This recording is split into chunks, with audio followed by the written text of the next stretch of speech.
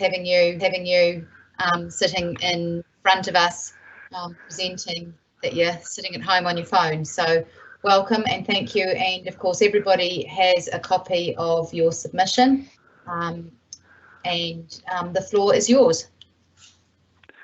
Oh, thanks, Anna, and you guys. Thanks for hearing me. I'll be quite brief. We're in very difficult times. I understand that. My submission was once again about the hall and finding a way to go forward. I'm aware that the time frame may be changing, and that's accepted. That's given. But my submission basically is long term to adopt a combined approach with dealing with the hall, call a public meeting, bring the community together, and possibly even take the risk of accepting nominations from the floor, etc., which is what public meetings are for, and including and incorporating the Cromwell Community Centre Trust. They've already done a certain amount of work on their own, not necessarily getting on board with them, but allowing them to work together with other interests and together, and I'm sure they're quite adaptable to that. Yeah, so, of course you'd need a community board sanction and have a board member on that committee, steering committee, and to have CRDC staff closely involved in advisory capacity as usual. So that is really my submission. Thank you. Thank you, David. It's Anna here again. Yep. And certainly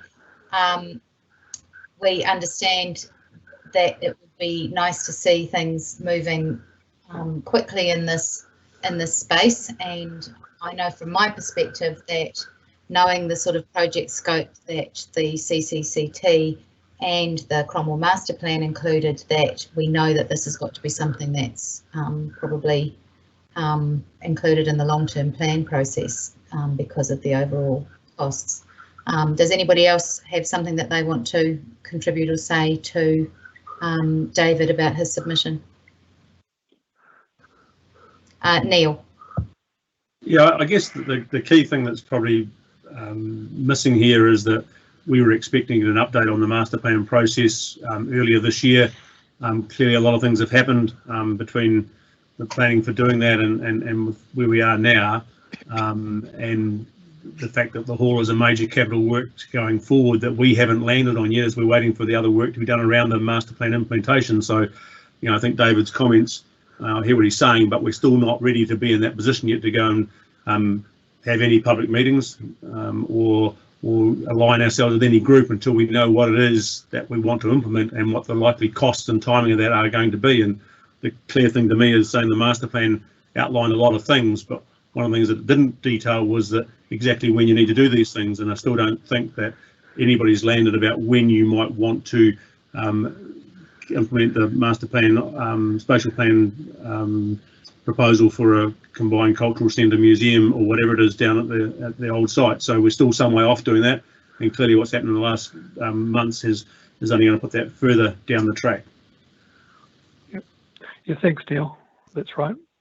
You're Is right. there anybody else who's got a question or a comment that they would like to make on this issue? Robin here.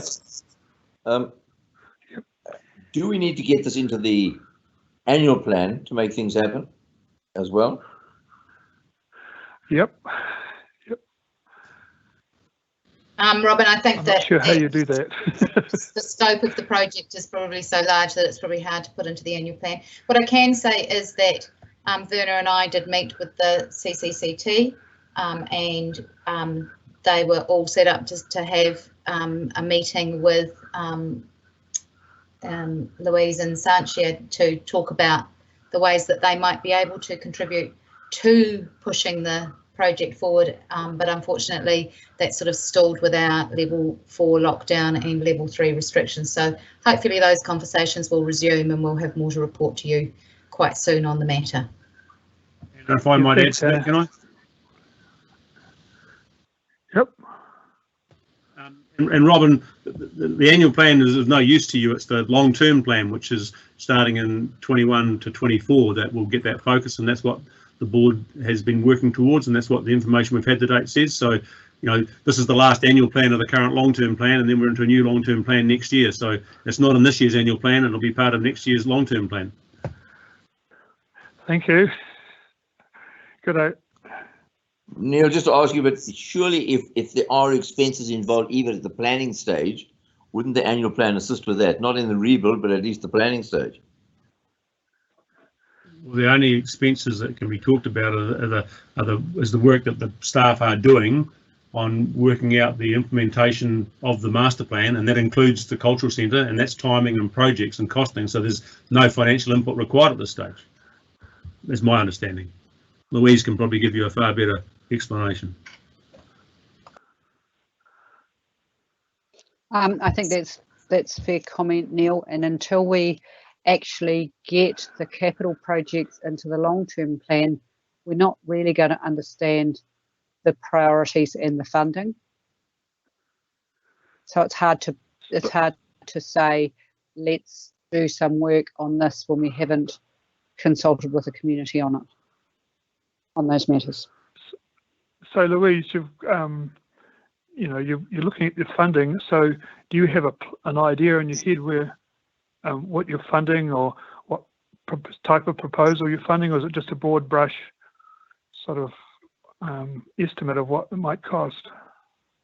We've just had a conversation last week on financial modelling for the whole range of projects in the master plan. The purpose of the meeting with the trust was to understand what work they had done in terms of usage of the facility. So no, we've just got a high level in our broad brush modelling at this point in time. Right. So you've met with them. That's good to know. Well, we haven't. Yeah, I've had a discussion, but we haven't managed to get that meeting because of the timing. Yeah. Right, I've got Neil wanting to comment again. The key thing is that the timing of when you would build this, and that has not been worked through yet. And the master plan, the work we've done so far, didn't identify when. It's a 30-year plan, and we haven't, as a board or a community, determined when you might want to spend the sum of money to implement any of the projects that the master plan contemplates. So we're still in that stage. So it's a case of, dare I say, we'll get the work done, and then we'll come to the community and talk about what it might look like and what it might cost and how it might be paid for. Good. That's good. Thanks, Neil. Thank you so much. Thank you for your time, Thanks, David. I appreciate you coming in and speaking to your submission. That's always great to have community members coming and doing that. It helps us to get some background to your thinking. So we appreciate your time. Thank you. Good day. Righty-ho. So I'm going to move us on to item 20.2.2, which is on page 10 of your David George. That's just him leaving. Is now exiting. For confirmation of the minutes of our last meeting, which was Friday the 14th of February. So is there any discussion over those minutes? And I need a mover and a seconder.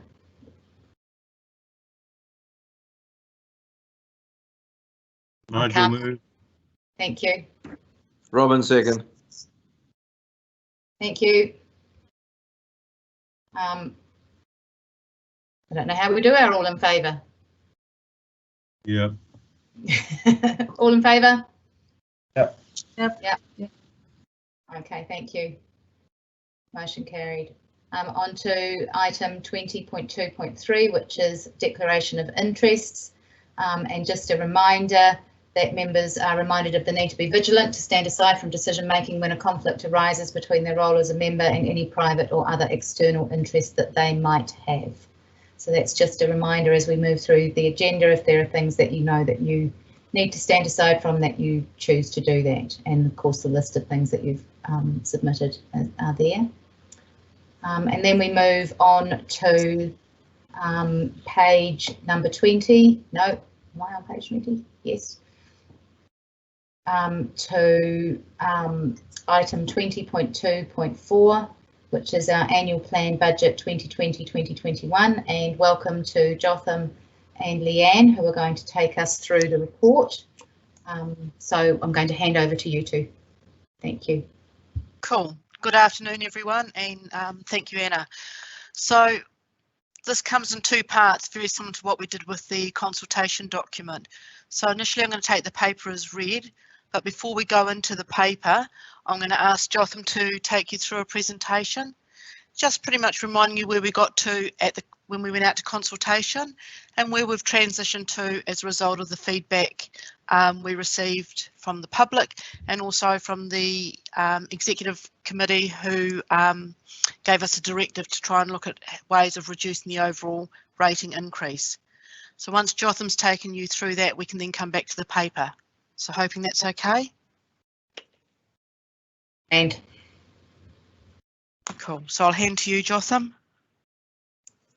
Thank you, Leanne. I'll just share my screen with everyone.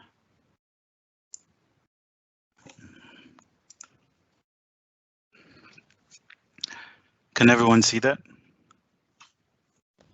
yes. Yep. Okay. Yep. Thank you. So the first slide you're looking at is what we presented to Council in February, which had an average rateable unit increase of 4.9. The next slide, this is specific to Cromwell. Staff recommended an overall increase after adjustments of 363. So that's the 2.8 million. So comparing what we rated for in 2019 and 2020, it's an increase of 363,000. Then going on to the next slide, sorry about that. During the consultation period, whilst we were on lockdown, the executive committee provided further direction to staff regarding the need to work on a revised annual plan budget. So in an effort to be able to mitigate the economic impact of the pandemic, staff has proposed to reduce the Cromwell budget by 221,000. And that has been broken down by the 4 items that I'm showing you right now. We expect to have cost savings at the Cromwell pool, partly because of the change in hours and also partly because of the lockdown. We think that would amount to 160,000. Then for the detailed seismic assessments for the Terrace Community Centre, we're proposing to postpone that to the next financial year, which would be the first year of the long-term plan. So not the next financial year, but the year after that. Then when we go down to grants, we are proposing to reduce the grants budget by 17%. This is mainly the promotional grants and the general grants. For the promotional grants, there was some money that had already been committed through a resolution, so we're leaving that there. But the remainder of that is what we're proposing to remove. And then we've also moved the LTP consultation costs. These we're spreading over the next 3 years, and currently we're going to reserve fund those. So that brings your total to 221,000. So if we go on to the next slide. So with those proposed changes, that will bring the rate income for the next financial year to 2.5 million, which is that reduction of 363. So that drops each ratepayer on average, each ratepayer would pay about $50 less than what we had proposed in February. So that moved from 527 to 479. That makes sense. I'll keep going on to the next slide. The next slide is just a presentation of what what each ward is paying. Right now, Cromwell is paying 38% of the total district rate, which is second largest, and that's due to Cromwell has the second highest number of reserves, parks, halls, and second largest number of ratepayers, so hence the 38%. If we go on to the next slide, this is just an overview of what we've talked about. So the rates increase just comparing year over year. That has gone down from to 142. The percentage, that 5.9 was previously 15.1, so that has gone down to 5.9.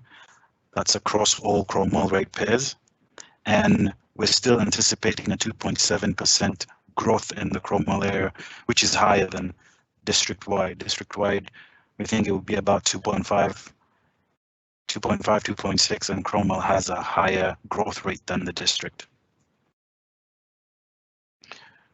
So that brings me to the next slide, which is what are our next steps? What we've highlighted in yellow is where we're at right now, which is the Cromwell board meetings, council hearings, and deliberations. And our next step would be to meet with council on the 18th or 19th of May. And then on the 3rd is when we hope to adopt this proposed annual plan budget. So where to from now? Right now, I'll take any questions on the presentation or report.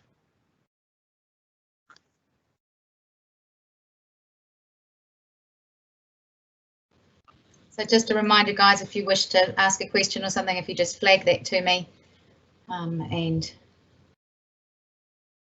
Jotham will answer. Yeah. Anyone have any questions on what's been presented so far? Nigel.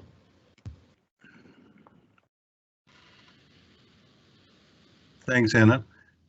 Just referring to the savings that you've listed there, the 160,000 for the Cromwell pool, I assume is saving in operating costs, but doesn't represent any staff savings. Staff have all been. This is a collect, so that's all the savings, all operational costs. That includes staff savings and any expenditure we think we will be able to save. One, because of the lockdown, and two, because of the reduced I suppose operational times. Yeah, so I'm maybe not asking clearly. Have there been staff reductions over the lockdown? I could probably comment on that, Nigel. Louise here. The full-time staff have been paid. We obviously are required to pay them, the permanents. Any casuals who we would normally roster on a casual basis haven't been rostered on, so they haven't been paid. And just for the board's information, those people who haven't been able to work have been redeployed in other areas of council, so that they are either in the normal council business or the emergency operations centre. Thank you. And if I just may add to that, so when we looked at savings, we were looking at, if we go back to the original consultation cost, there was growth increases in both Cromwell and the Alexandra pools. When we met with the executive committee, we looked at bringing across any savings basically in personnel where we could to contribute to this, recognising that it's been rated for in this current year, and it was a way of looking at how can we keep our service levels going but mitigate the cost of rates or the increase in rates. Thank you, Leanne and Louise, for those answers. Neil, your questions. Yeah, so my take on the 160k is that's money that we've rated for and collected in the current financial year that we now won't spend, so therefore we have available for the next financial year, so we don't need to rate for the next year. Is that correct? Yes. Leanne here, yes. Thank you. The 15k of seismic assessments, is there any issue with delaying that, and my question would be is why wouldn't we fund that work anyway from not rates but from one of our investment accounts so we can get it done? For the sake of $15,000, it's a one-off cost. I'd hate to think we're holding it up because we're going to try to save some money from rates when we can fund it out of one of the property accounts. We've got significant funds to be able to pay it as a one-off, so why wouldn't we do it that way? Leanne here again. The total was 175,000, so that was a decision not to rate for it, and conscious of reserves being used to get us through this annual plan for a number of activities, including district-wide. So this was one that was suggested to be deferred. So did you say, Leanne, that it wasn't going to be rate funded, the rest of it anyway? The whole 175k has been deferred, has been recommended that we defer this annual plan for the next and leave it for the following year. So while it was 15k in Cromwell, it's 175 across all areas. That was going to be rate funded. Correct. So my observation would be is that, and something for the council probably to consider, is saying why bother rate funding a one-off cost like that? It is a one-off cost, and I would have thought in Cromwell's case in particular, I'd be advocating for saying, well, we'll fund the 15k out of our property reserves account. It's a one-off cost. There's no point rating for it. It doesn't seem to make any sense, and I'd encourage the district to give the same thought as to whether that's an opportunity or an option, is all I'd say. Happy to take that recommendation forward, and I would imagine that would be part of your resolution today. Well, certainly, I would like to note that when we do the resolution, that if we can fund it from a reserves account and not from rates, then we should continue with the work.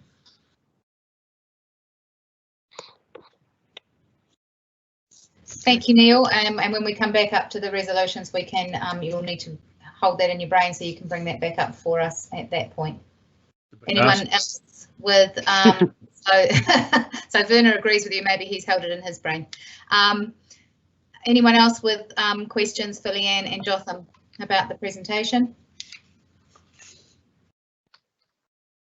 Do you still think there's going to be a 2.7 increase of people here when there's nothing happening with this COVID and there's no work in Queenstown? That's Leanne here again. That is based on current ratepayer numbers, which have already increased.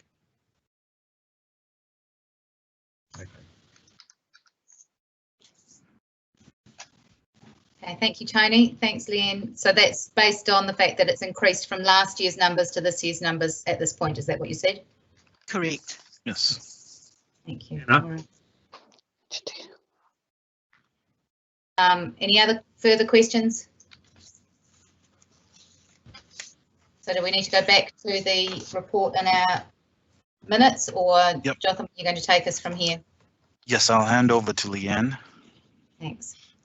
Thank you. So taking the paper as read, Jotham's given you quite a detailed explanation of where the changes are and how we are proposing to manage that. Just noting that on the grants, our original directive was to try and reduce collectively the grants by 50%. We were not able to do that. Collectively, it was around 24%, and for Cromwell, that actually ended up being 17%. However, we can mitigate some of that. Again, if we don't use all our grants this year, we hope to be able to carry forward for Cromwell alone around 12,000, which would bring that down to around 19k shortfall in your overall grants budget next year to this year. That's probably the most significant change, that and the seismic strengthening. Again, happy to take questions. I've got Neil again. Only if we're on to capital expenditure. Happy to discuss that as well. The 1.3 million that's in this year's annual plan for the town centre. Yep. Are we spending that this year? Jotham here. No, we haven't spent much of that this year.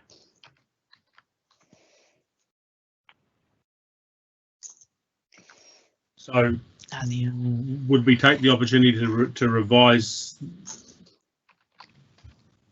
Sorry, no, that's right. No, you've answered my question. Thank you. Anyone else with questions about capital expenditure? Or yes, Robin here, just following up from that. What does that 1.3 actually include in the town centre? What do we get?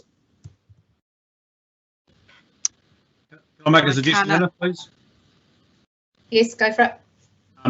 Given that we're talking about our financial report and another agenda item, this current financial year is not relevant.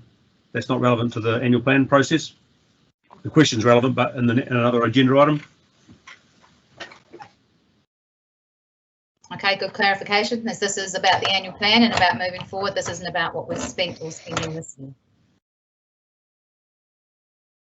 Okay. So, do we need to? Where do we need to go next? Have everybody looked through those appendices? So, Appendix 1 was for your information, which was the district submissions. Appendix 2 is where Neil was looking at the capital expenditure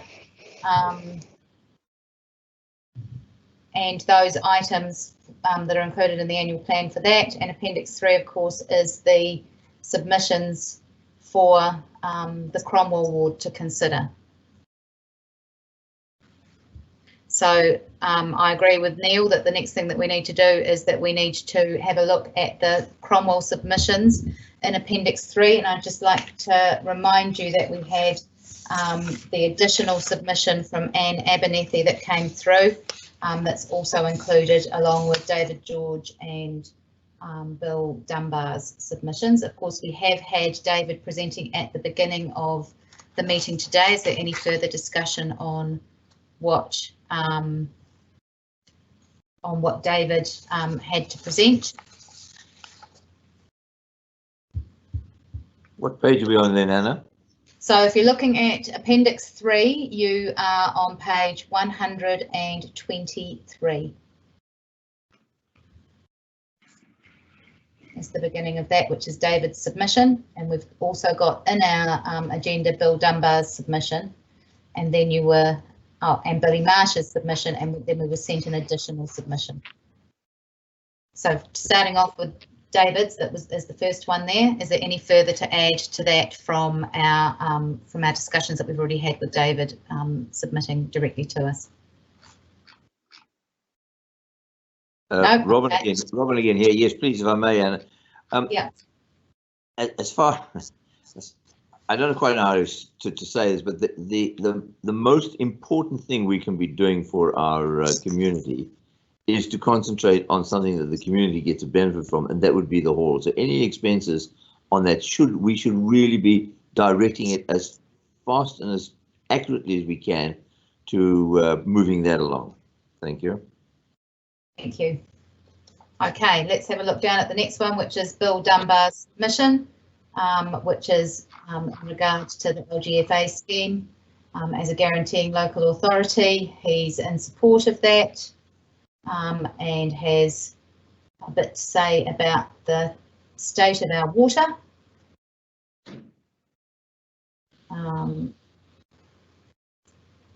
And the council, of course, has acknowledged the need to carry out infrastructure works going forward. Is there any further comment or discussion around Bill's submission and the staff comment on that? Yeah, I do, Neil. Hi, yes, Neil. I really hope when we give a response to it, the staff also explain to Mr. Dunbar and anybody else out there about why you can taste chlorine in your water, and people's perception of the fact that it's this nasty thing. The only reason the chlorine's there is to kill the bugs that are otherwise in the water, and if they can taste the chlorine, my understanding is that's because the chlorine's doing its job and killing bugs you won't otherwise get. Yeah, absolutely. I think that's quite a big bit of public health comms there, though, Neil, and I wonder how, I think it's something that we all need to talk about, however, is that, yeah, chlorine does a very particular job in cleaning our water and making it safe for us to drink, and it's only going to be smelly and taste bad if there was a problem with the water in the first place. Yep, and that doesn't mean we're not meeting our drinking water standards either. It just means that the receiving water hasn't been good, and Cromwell generally doesn't have too much of an issue in that respect. Yeah. Any further comment on Bill's submission? The next submitter we have here, which is submission number 23, is Billy Marsh, and hers is initially it's about being happy for us to be joining the LGFA, and then some comment on wanting to see upgrades from Māori Point Road and Terrace. Is there any further comment that anybody would like to make about that? Yep. Yep. I just get frustrated when it's very easy for people to think that their road should be sealed. There's a very clear process we work through by which roads are sealed, and while the board isn't responsible for the sealing of Mary Point Road, it's really important, I think, that people know and understand there's a process by which we go through before we decide to seal any unsealed road.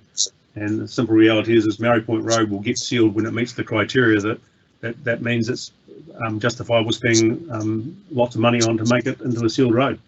It's a bit unfortunate, but it's just the way it is, and it's a matter of priorities. Yeah, and us joining the LGFA will make no difference to that. And I note the staff comment on that is very much that it's not currently a priority for infrastructure spending because of the benefits versus the costs are not sufficient to prioritise it over other programmed infrastructure upgrades. Please note that there is an additional submission that wasn't included in the agenda, which is submission number 26 from Anne Abernethy, which was by way of a letter that was about the top 10 holiday park. I'm sure that you've all taken the time to read that. There is some further comment from staff that wasn't included when the email was sent through, but the staff have also included the comment: the Cromwell Community Board were unsuccessful in their bid to purchase the top 10 holiday park, and it was sold to a developer who plans a residential subdivision over the entire site. And Werner, I know you've got a comment there. Would you like to make it so we can hear it? Yes, it's Werner here. Just on that, I thought that the holiday park in the end was retained by the owners of the park who chose to develop it, so it didn't actually come to market as a holiday park. Thank you. I think my recollection of that is the same as yours, Werner, that it was not that it ended up being sold to a developer, but that the original owners chose to develop it. So that maybe needs to be amended in the staff comment. And Neil here. Yep. I think it's really important that is picked up, is that the community did attempt to buy the camping ground, and the owner decided to develop it themselves rather than let someone else be the developer, as they're perfectly entitled to do. And nothing we as a council or community board could have been done to actually stop them from doing that. Absolutely, and that's certainly the note that I've made, that we can't interfere with what private landowners choose to do when they're selling their piece of land, or whether they then turn around and say, actually, no, I'm not selling it to you as a camping ground because I can make more on it as a residential development, which is the decision that was made in the end, from my understanding. Any further comment on any of those 4 submissions for the Cromwell ward?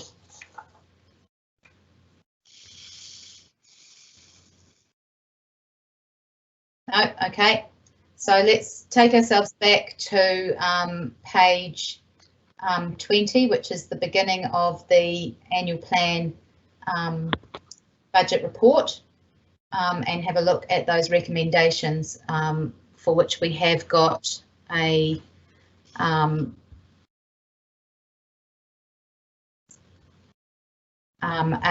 resolution in the recommendations that we want to consider putting in there as well. So at the moment we've got recommendation A, that the community board receives the report. B, that we accept the revised ward 2020-21 annual plan budgets, and that we recommend to council. And C, that the revised ward 2021 annual plan budgets be adopted. And we're proposing that we put in a D, that we recommend to council that consideration is given to funding the seismic assessments through reserve funding as a one-off expenditure. Is there any further discussion on those? Is this coming under options 1 and option 2, is it, Anna? When you go back to page 20 of your agenda, which is where the annual plan budget report started, it's got recommendations. So we're looking at option 1. So we can go back to the options and consider those. The option 1 is that we recommend those 3, A, B and C, and we've got D that we wish to add in. And option 2 is that we decline it.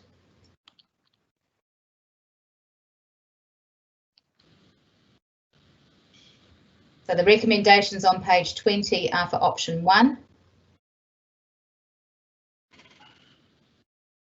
With the inclusion of a recommendation D. Recommend to Council that consideration is given to funding the seismic assessments through reserve funding as a one-off expenditure. Through the chair, does that not make C, would C not be amended to include the seismic assessment? Anna, Neil. Yeah. I think you make the change in B, where you change B to accepts the revised Ward 2021 annual plan budget with the exception of the seismic assessments survey, seismic assessments, which should be funded from reserves accounts. So that would do the same as you were recommending as well, Leanne. So if it says B accepts the revised Ward 2021 annual plan budgets with an amendment. With an amendment to consideration given to funding the seismic assessments through reserve funding as a one-off expenditure. Perfect. Any further? Could I just ask a question, Anna, before we accept those budgets? I just had a question. It was in Appendix 2, so that's page 121. And I just wonder if this was a confusion that certainly I had, potentially that Robin was alluding to. It says, and this is the 1.3 that Neil was talking about. It says that's in the Cromwell Town Centre. There's 1.3 and then 500,000. But then it says Arts Centre Ranfurly, the new hot water cylinder under the Cromwell Town Centre spend. I was just a bit confused about that. I just wondered if I'd read it wrong or if it was in the wrong spot. Yeah. What should that line say? Are you there, Jotham? What page is that again? 121. 121. I went too far. I can see the 1.3. Oh yes, I can see you've. I think it's been named. Jotham, you got the 1.3 million. Mm-hmm. And Arts Centre. Okay. Yes, that's yeah. We can fix that.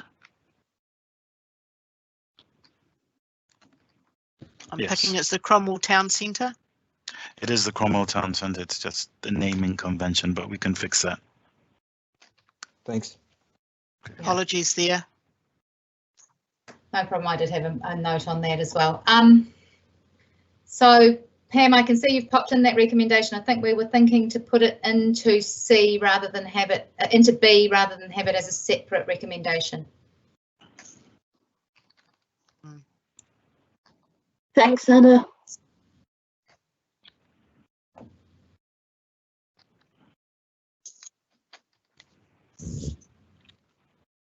So we'll just wait while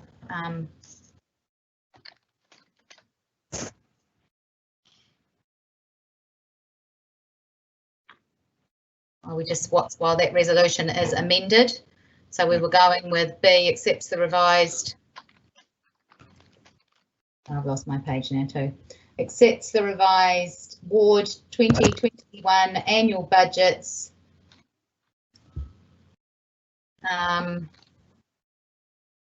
With Council to give consideration to the seismic assessments funding through the reserve funding as a one-off expenditure. Correct. Right, are we all happy with those recommendations? A, receives report, accepts level of significance.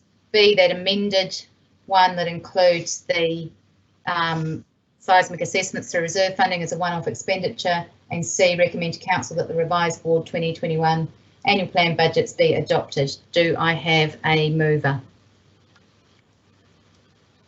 Nigel, yes. Hang on. Hi, Nigel, thank you, but I've jumped the gun because there was a message that I didn't see from Neil. With the exception of deferring the seismic work that should be funded from the CCB reserve accounts. So through CCB reserve funding as a one-off expenditure. The only reason for suggesting that makes it easier for C then just recommends to council what we're doing. Yeah. And then the council can decide what it wants to do about its portion, but it takes care of our portion. So that hopefully that helps. Yeah, no, that clarifies it. That's one more step. Nigel, are you still happy to move that? And a seconder? Yes. All in favour? Yes. All right. Sorry. Anyone against? Okay. Sorry, who seconded that? Neil seconded it. Thank you. Okay, Leanne and Jotham, of course, get the pleasure of staying with us for the next part of our agenda, which is item 20.2.5, fees and charges, which is on page 126. So welcome again. Thank you. Thank you. Jotham here. So the purpose of the report is to provide the fees and charges schedule for financial year 2020-2021 relating to the Cromwell ward.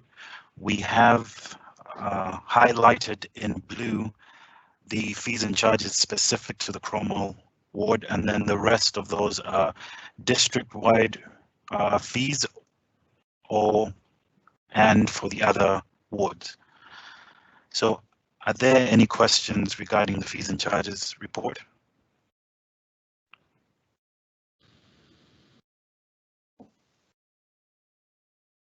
I'm happy. Werner here.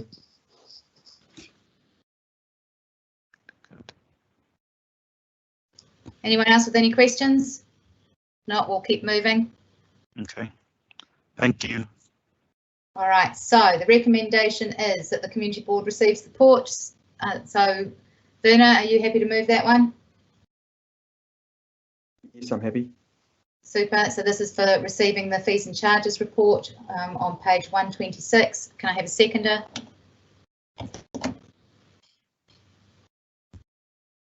Robin, second. Thank you, Robin. All in favour? Yep. Anyone against? Okay. So that brings us to item 20.2.6, which is on page 169. And is the financial report for the period ending the 31st of March 2020. And we've still got Jotham with us, and we welcome Rona DeWitt to present this report with Jotham. Over to you guys. Okay, thank you. Jotham here. I will let Rona DeWitt, who's our accountant, present the report to the community board. Rona? Yeah, thank you. Good afternoon, everybody. Rona here. I'll be presenting the financial report to you for the period ending 31st of March 2020. Can you all hear me? Yeah. Yep. Yes. All right, yeah. So I will firstly just take the report as read. And I just have a couple of comments that I would like to make, and then you can have some questions if there are any. So the operating statement shows a favourable variance to the budget for the period ending 31st of March, as you can see, of 1.3, and that is mainly due to the Gare Ave land sales, which is just mainly a timing to the budget. Currently, there's still 14 lots left to be sold. Previously, there were less left. However, I checked with Tara, and some of those that were sold or had contracts were actually defaulted and the contracts were cancelled. So as we stand currently, there are still 14 lots that can be sold. That's the main thing on the P&L. Then on CapEx, the period ended with a big favourable variance as well, which is mainly due to cost relating to the mall upgrades for the Cromwell master plan that has not been finalised, and that most probably it's going to be included in the carry forwards, obviously for next year, and that is the main favourable variance there, as well as on the Cromwell pool that will also be carried forward. The only other comment that I would like to make, obviously due to COVID-19 and the lockdowns for the period of the rest of the year ending, it would most probably also be favourable on capital and on expenditure, and all of those would be probable to be included in carry forwards for the year going forward. And that's about it from me. Is there any questions from anybody?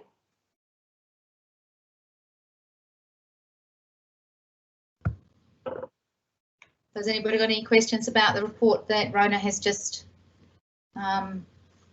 presented for us? If not, we'll move back to page 169, and the recommendation is that the board receives the report. Can I have a, you did have a question, Neil, go ahead.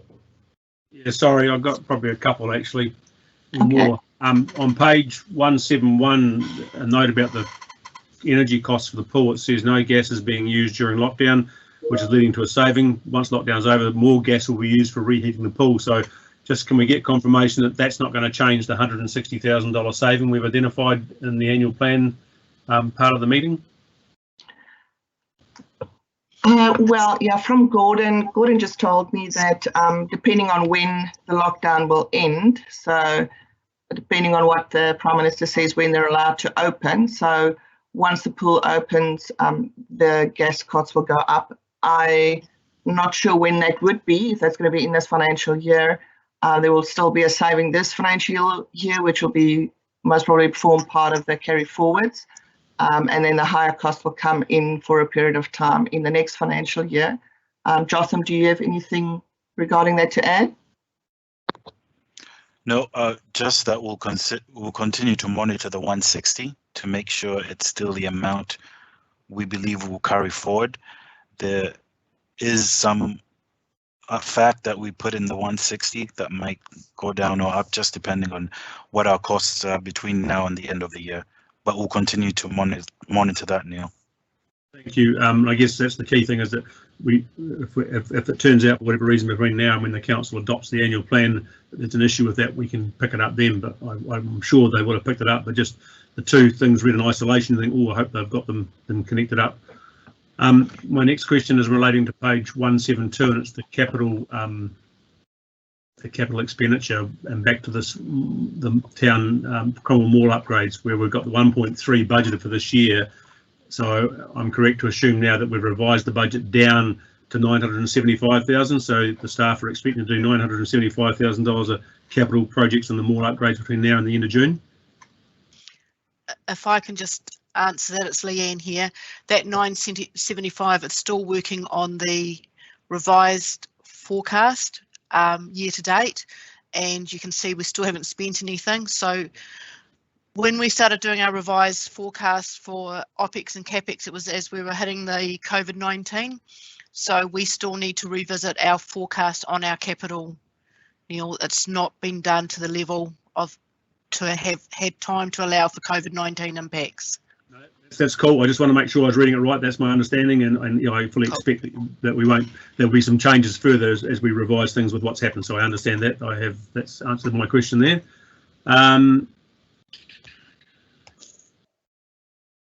Yeah, page 174, appendix 1, which is the Cromwell Reserve Funds. There's a line in there that's 3760 Cromwell Master, not the master plan, sorry, 3152 and 3172.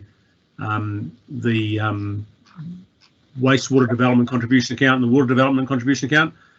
I guess those accounts now have no relevance to the board because they're district now, aren't they? Jotham, you want to comment on that? Just lost where we are. Oh, down. Yes. Sorry, now I'm with you. The Cromwell Ward Development Fund at the bottom end of the page, lower end of the page, 1319 and 719. Yes. we had not yet taken those out, but I can research further why those are still in the Cromwell ward. Yeah, that's my take. I don't think they should be sitting in as reserves of the boards, because now that money's been distributed, just that it probably overstates our level of funding by a little bit. Yeah. And my next question, sorry. We'll review that and have that updated for the next community board meeting. And my next one was that 3760, the Cromwell Master Plan cost. I assume they're just sitting where they are at the moment, and they're being funded from one of the other reserves accounts. Is that but we're waiting till we finish the work before we do that? Yes, the funding should come from the Cromwell General, the 3111, but right now we're keeping the costs separate so that you can see those transactions. But yes, that money should come from 3111, which is the Cromwell General Revenues. Thank you. That's my questions answered. Thank you. Okay. Is there anyone else who has questions that they wish to ask?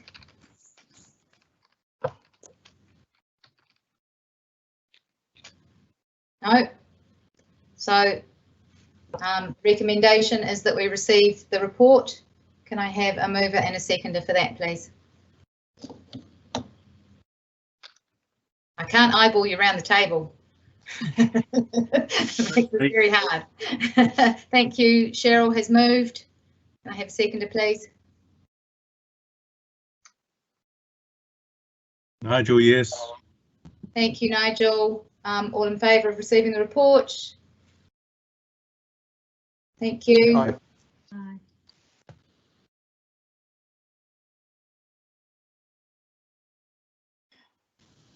Aye. Louise has asked a question. Louise has asked, Leanne, can we talk about the 1.3 million for the mall upgrades? I don't think it's about the master plan. Leanne, have you got a comment to make on that? Not at the moment. I'll need to have a conversation with Louise because I'm not 100% sure what the question is at the moment. Sorry. All right. Let's move us on to item 20. Sorry, Robin here. Yeah. Could Louise just sort of explain what that actually means, what she's asking? Yeah, I just need to have a conversation with Leanne. Sorry, it's come through on the wrong chat. I've got a few different screens working here. There was some money for the Cromwell Mall upgrade that was in the long-term plan that's been there for a very long time. We haven't actually budgeted until we go through the long-term plan process for any capital expenditure for the master plan. I can have a chat to Leanne about that offline. Okay, cool. Thank you. Thank you. Thank you. Right, so then we're on to 20.2.7 on page 175, which is the Central Otago District Council draft tree policy, and we welcome Gordon to present this report. Thanks, Anna. So I don't think I've got any more to say than the report, so I'll take that as read and happy to answer any questions.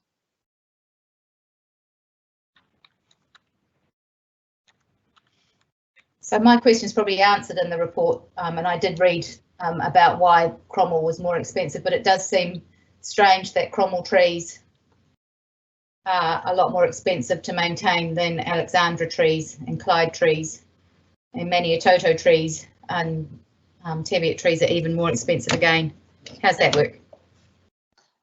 So I don't think that's quite right. So what that chart there, I assume you're talking about the little table on page 176.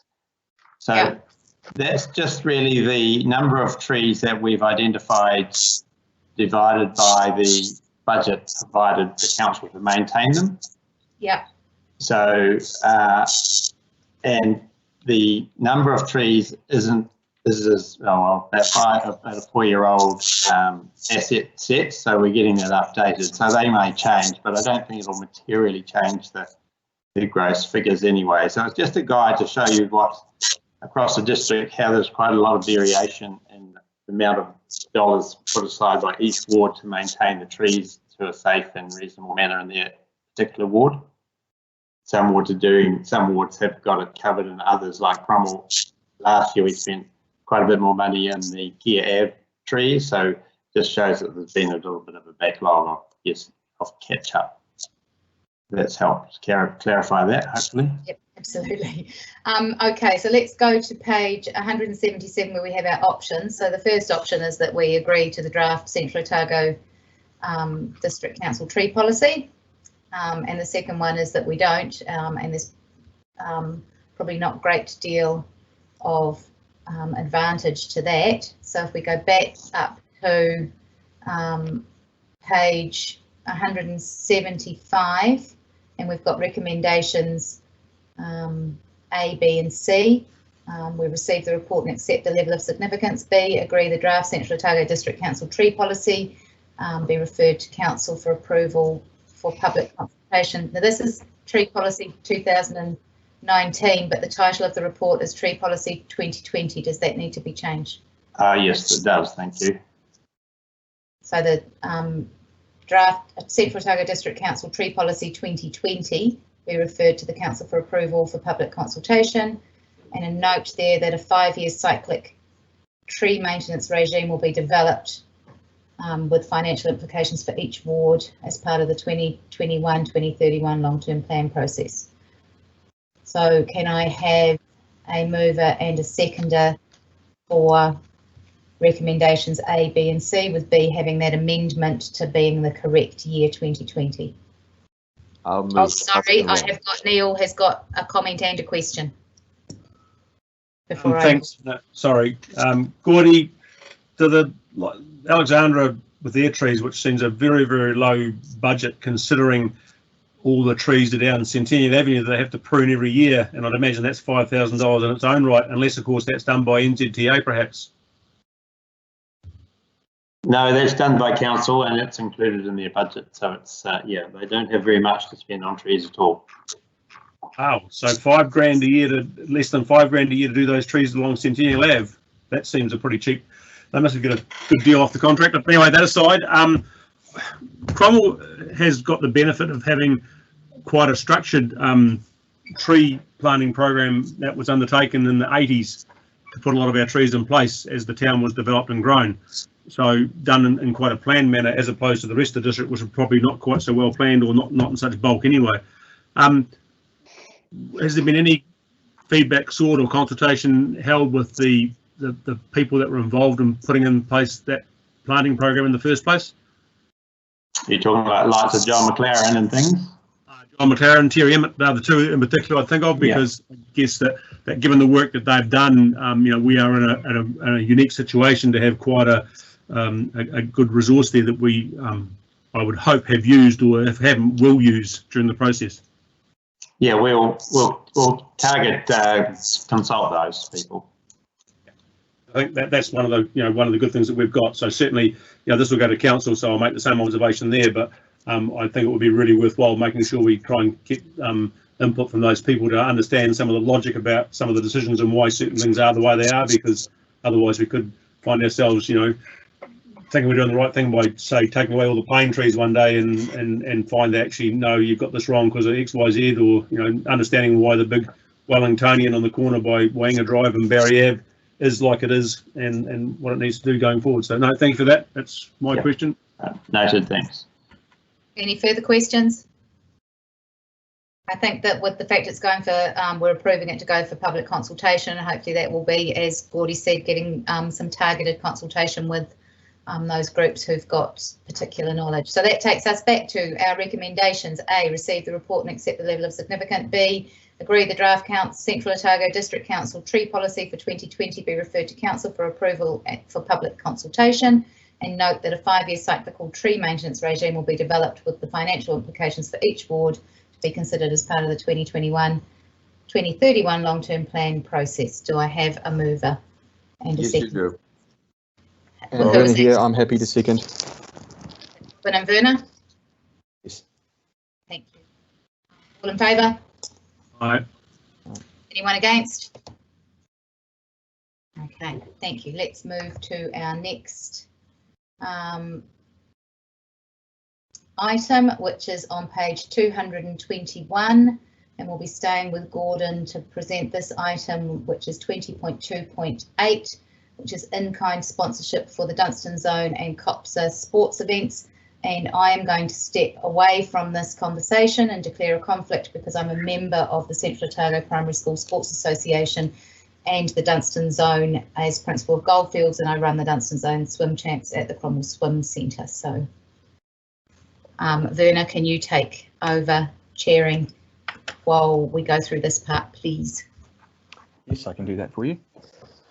So firstly, this is my first go at doing this, so please bear with me. But Gordy, firstly, can we hear from you just about the report? Thank you. Yes, right. Thanks. So this approach started before lockdown. Essentially, the COPSA are looking to, I guess, for subsidisation for their swim in Cromwell for their swim, which is really only about $324 a year, it's sort of in-kind sponsorship. Across the district, they've asked for sports field waiver fees as well, but the Cromwell ward doesn't charge children for sports field charges anyway, so that doesn't apply for the Cromwell ward. That will apply to the Vincent ward, who will be considering a similar report tomorrow. So essentially what they're asking here is for the support I guess, in-kind sponsorship support for their pool events that they hold at the Cromwell pool, up to a value of about $324 a year, to enable them to, I guess, do their competitions and we sort out the, just provide recreational opportunities for those children. So I'm happy to answer any questions. Thank you, Gordon. Are there any questions just relating to that? Comments?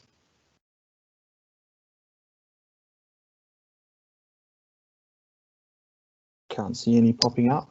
We've sort of generally taken the view that if people are doing some of the work, that in-kind sponsorship is often the way we support. So I'd be interested to know if anyone else had comments.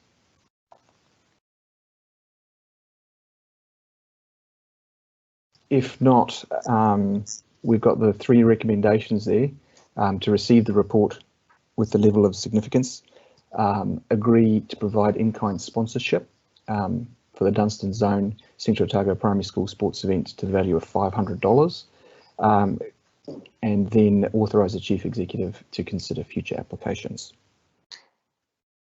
Neil, now that you're back, did you have any comments just off the top of your head around this agenda item? No, thank you, Verna. It seems like a sensible and logical thing to do, I think, to leave some discretion for the Chief Executive to work through these things, and it's one of the important things is our youth, so I have no issues. On that, have we got anyone then to move those 3 recommendations?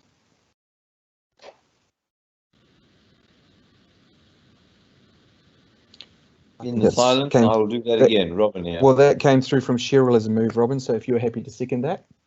Good, I always stand aside for Cheryl. Thank you very much. All those in favour? Aye. Aye. Any opposed? We'll carry that, thank you. Anna, I'll hand back to you. Thank you. Righty ho, and that takes us on to item 20.2.9 on page 214, which is the Bannockburn Recreation Reserve Management Committee Incorporated expiry of lease. And Gordon, we're still with you to present this report for us. Yes, thanks, Anna. So try to outline in a reasonably comprehensive report the background to this, where this lease has come to and where we might want to get with it. It's been around since 2000, and the Recreation Reserve Committee have managed the camp and reserve, I guess, in a reasonably hands-off way from council. I'm proposing that we offer a new lease to the Recreation Committee who have said they would consider accepting a new lease, but have more stringent, I guess, reporting requirements, something around better rent processes, and I guess a clause where either party can, I guess, give notice in a reasonable time to exit the lease. And the final thing is to the Blackburn Green Bowling Club lease, that just stays directly with council rather than being a sub-lease to the Recreation Committee. So happy to answer any questions. I know that there's probably a few people who've got questions or comments or would like to contribute to this discussion. So who would like to start us off? Werner. Thank you, Anna.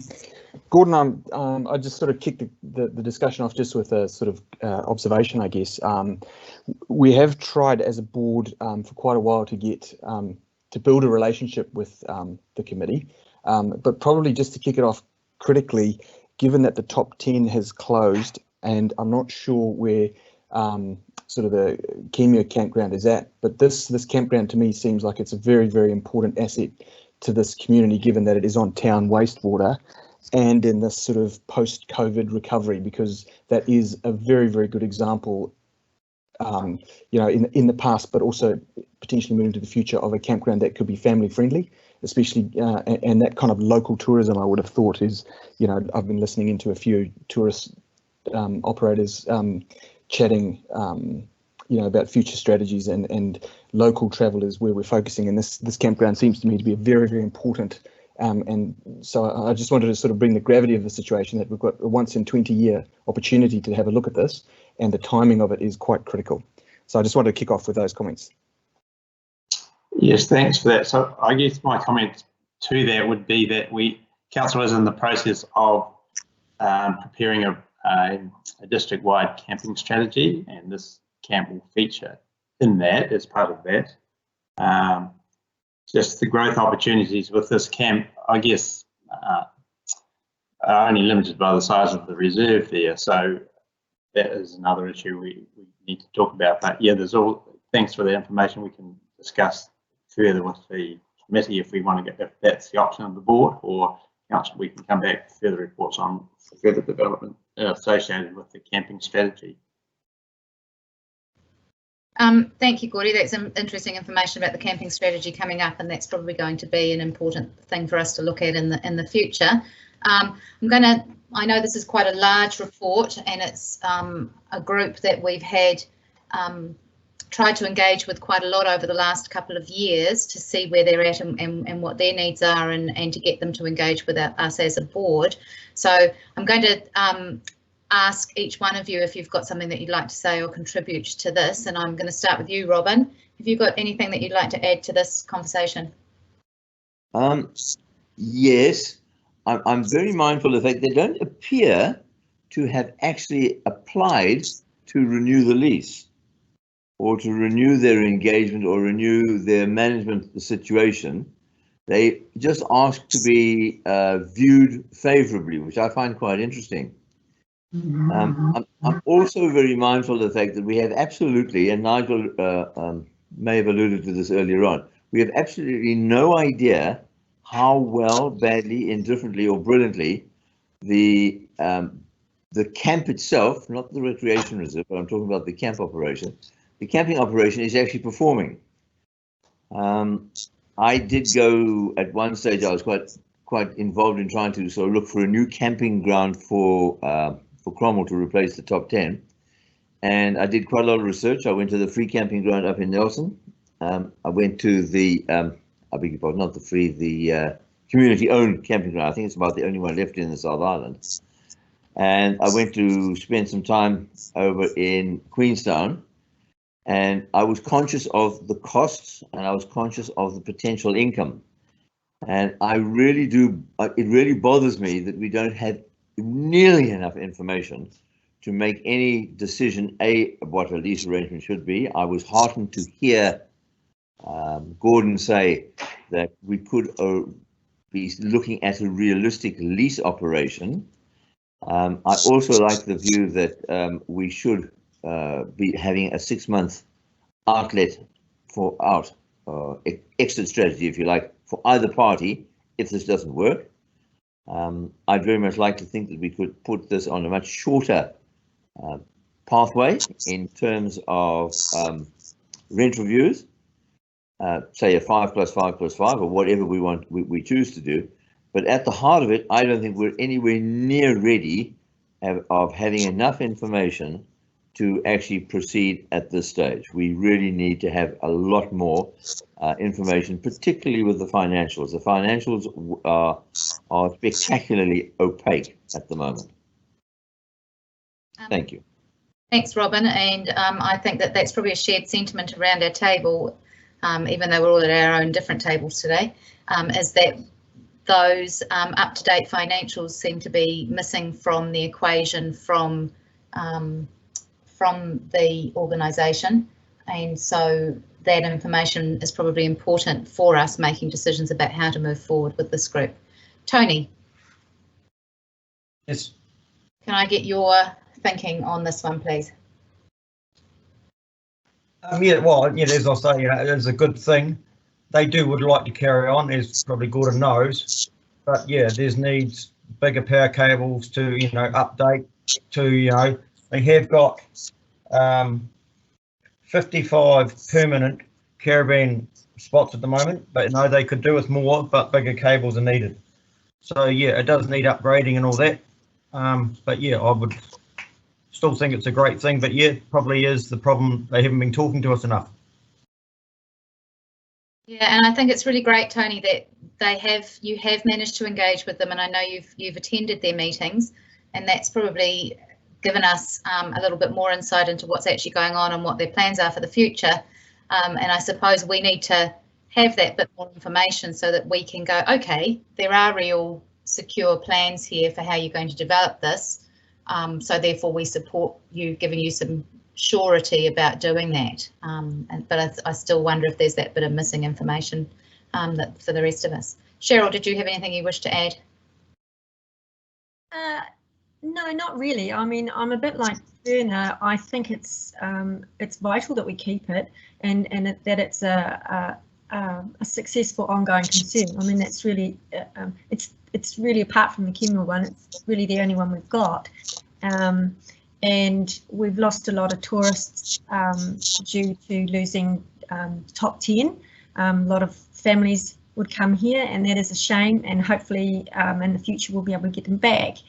But yeah, I think it's really important that we know what we're dealing with, and but I do think that Ben is right. It's really important that we actually keep this campground. Yeah. Thank you, Cheryl. Nigel, I know you've had many and varied views on this organisation over the last few years. Would you care to share your thinking? Correct, Anna, I have. And I think the first thing to say is maybe to congratulate the Society for running for the last 20 years, which they've done as a volunteer activity, I assume. But there are undoubtedly problems, and I just listed a series of bullet points about what you'd like to see as an end result, and then work backwards from there. And in no necessary order, I've written here a new lease for 5 years. I can't understand the need for a 20-year lease. Having said that, it's essential that any lease, if it was to be signed, has the 6 months notice to quit on either side, and that makes maybe the length of the lease less important. I would like to see that there are mandatory 6 monthly reports, including financials, to the Cromwell Community Board, with a spokesman to present them if requested by the board. I'd like to be, one of the aims of their society is to remit grants from the profits of the camping ground to the Bannockburn community.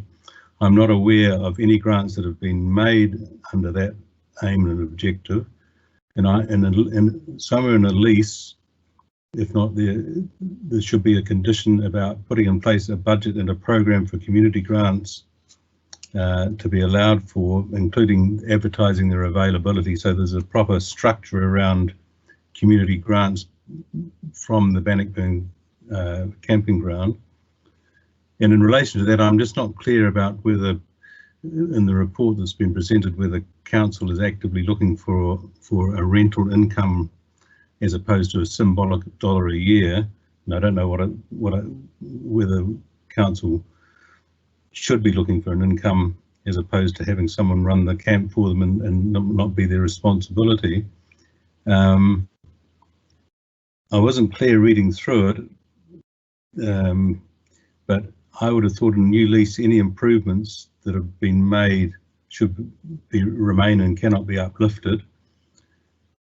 I note that the bowling club is going to be put on a separate lease, or that's the proposal, and wonder whether in fact the playground and tennis court should also be put on a separate lease.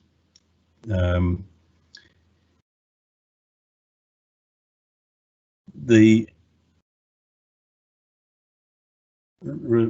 repairs and maintenance are the responsibility of the society, but I think the capital expenditure is the lessor's responsibility.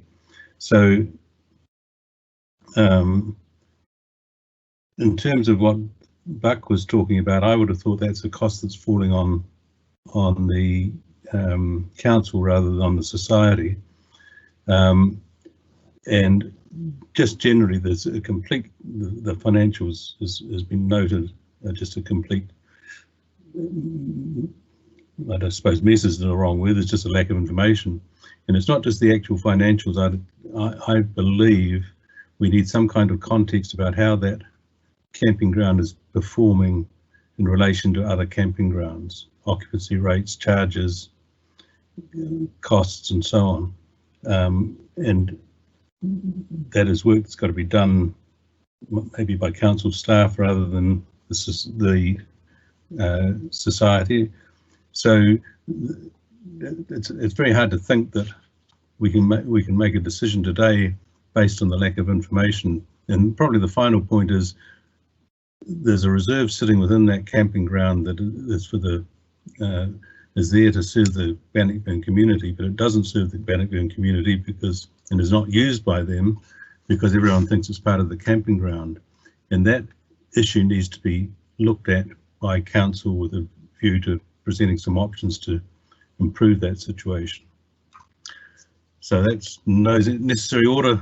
Some of the points I'd make going through that agenda item. Point you made at the end, Neil, Nigel, I find hard when there is a lot of kids from the community actually use those swings and slides and kicking balls around the camping ground. And also, you know, they let Terry Davis running all these bike things and all that, they let them use their showers and everything for nothing, you know, so I find that hard what you said. Sorry, I stand to be corrected, but I wasn't really referring to the playground or the tennis courts. It just seemed to me that that green reserve that sits in the middle of the camping ground could, one option could be to say you could use that to increase the capacity of the camping ground if you could find an alternative area to serve as a reserve within Bannockburn. So I'm not saying that I'm not saying there's anything in the way the camps run. It's just the physical geography of it makes it difficult to see that as a community reserve because it just appears to be part of the camping ground. I'm not trying to say that the society running the camping ground is doing anything. It's just what it is. And they're so worried about is the reserve, and the reserve has got no water. That's why it's never green. It's probably, you know, probably some of our problem, or the council problem with no water. I don't know. It could well be. What I was saying is it's a situation that needs to be looked at to see if it can be improved to the benefit of the camping ground and to the benefit of the Bannockburn community. Yeah, and I think that Nigel did make the point that maybe some of the issues that you raised that the camping ground that they're looking to improve, like connectivity for electricity and those sorts of things, that maybe those are a council issue rather than a reserve committee issue. So maybe there are some things there that we need more information about that help us to make a decision about what we need to include in a lease going forward and what our responsibilities are and what their responsibilities are, with some real openness and clarity about where they're sitting financially, what they're putting into it, how their committee structures run. Neil. Thanks, Anna. Yeah, I think what we're going to be mindful of at the outset is that this is a council community board administered reserve, and but for the bunch of volunteers in the community doing what they're doing, this reserve management would sit with us, just like you know, the Anderson Park Reserve, Alpha Street, those sort of ones do. So we need to be very mindful that if the volunteers stop providing their services for nothing, then it'll come back to us to end up administering. And in that case, then you probably would then say, well, maybe then I'll put it out to a tender, and you probably get someone who wants to do it on a commercial basis, and you know what that'll mean is that the costs will then go up to the people that are using it, and that'll cause issues as well. The comments around us as the lessor are responsible for the capital infrastructure. Well, we probably wear that regardless whether it's leased or not, because all that would happen in a commercial situation is that the lease costs would go up if the lessor had to pay, and that just feeling goes on to the users. So I think we have to be mindful of that. Going forward, though, I think while we've got a group of people that are keen to do it, we should be working with them to try and keep them doing what they're doing. But I think because communities are changing quickly, people are changing, that you know, the idea of having a 6-month notice either way is probably essential for both parties, perhaps. And I think also that we need to have a better relationship, better reporting, so that we know just what they're doing in terms of, you know, their own constitution requires them to support the local community with what they're doing. That we've got no idea what they've done in that respect. We do know they've spent a lot of time and effort into the reserve itself, and certainly I think that that we should be not just taking the bowling club out of it. We should take the reserve out as well. The tennis courts and the playground out as well, and administer that as we would any other reserve. My closing point, and I just sent that out as a chat just so people can know what sort of things I was talking about, what we've been talking about was, but the other thing that I think that's important is that I don't think we should make any decision today yet. I'd like to understand better their financial situation.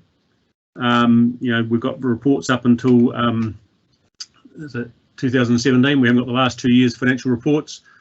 I think we probably need to have a better idea of their financial situation, and also a better idea of what they intend to do once they take up the lease, because that might tell us what implications there are for us going forward, what we might be making in terms of capital contributions towards the infrastructure. So I think that should be worked through before we make a decision on it. So that's where I'm at.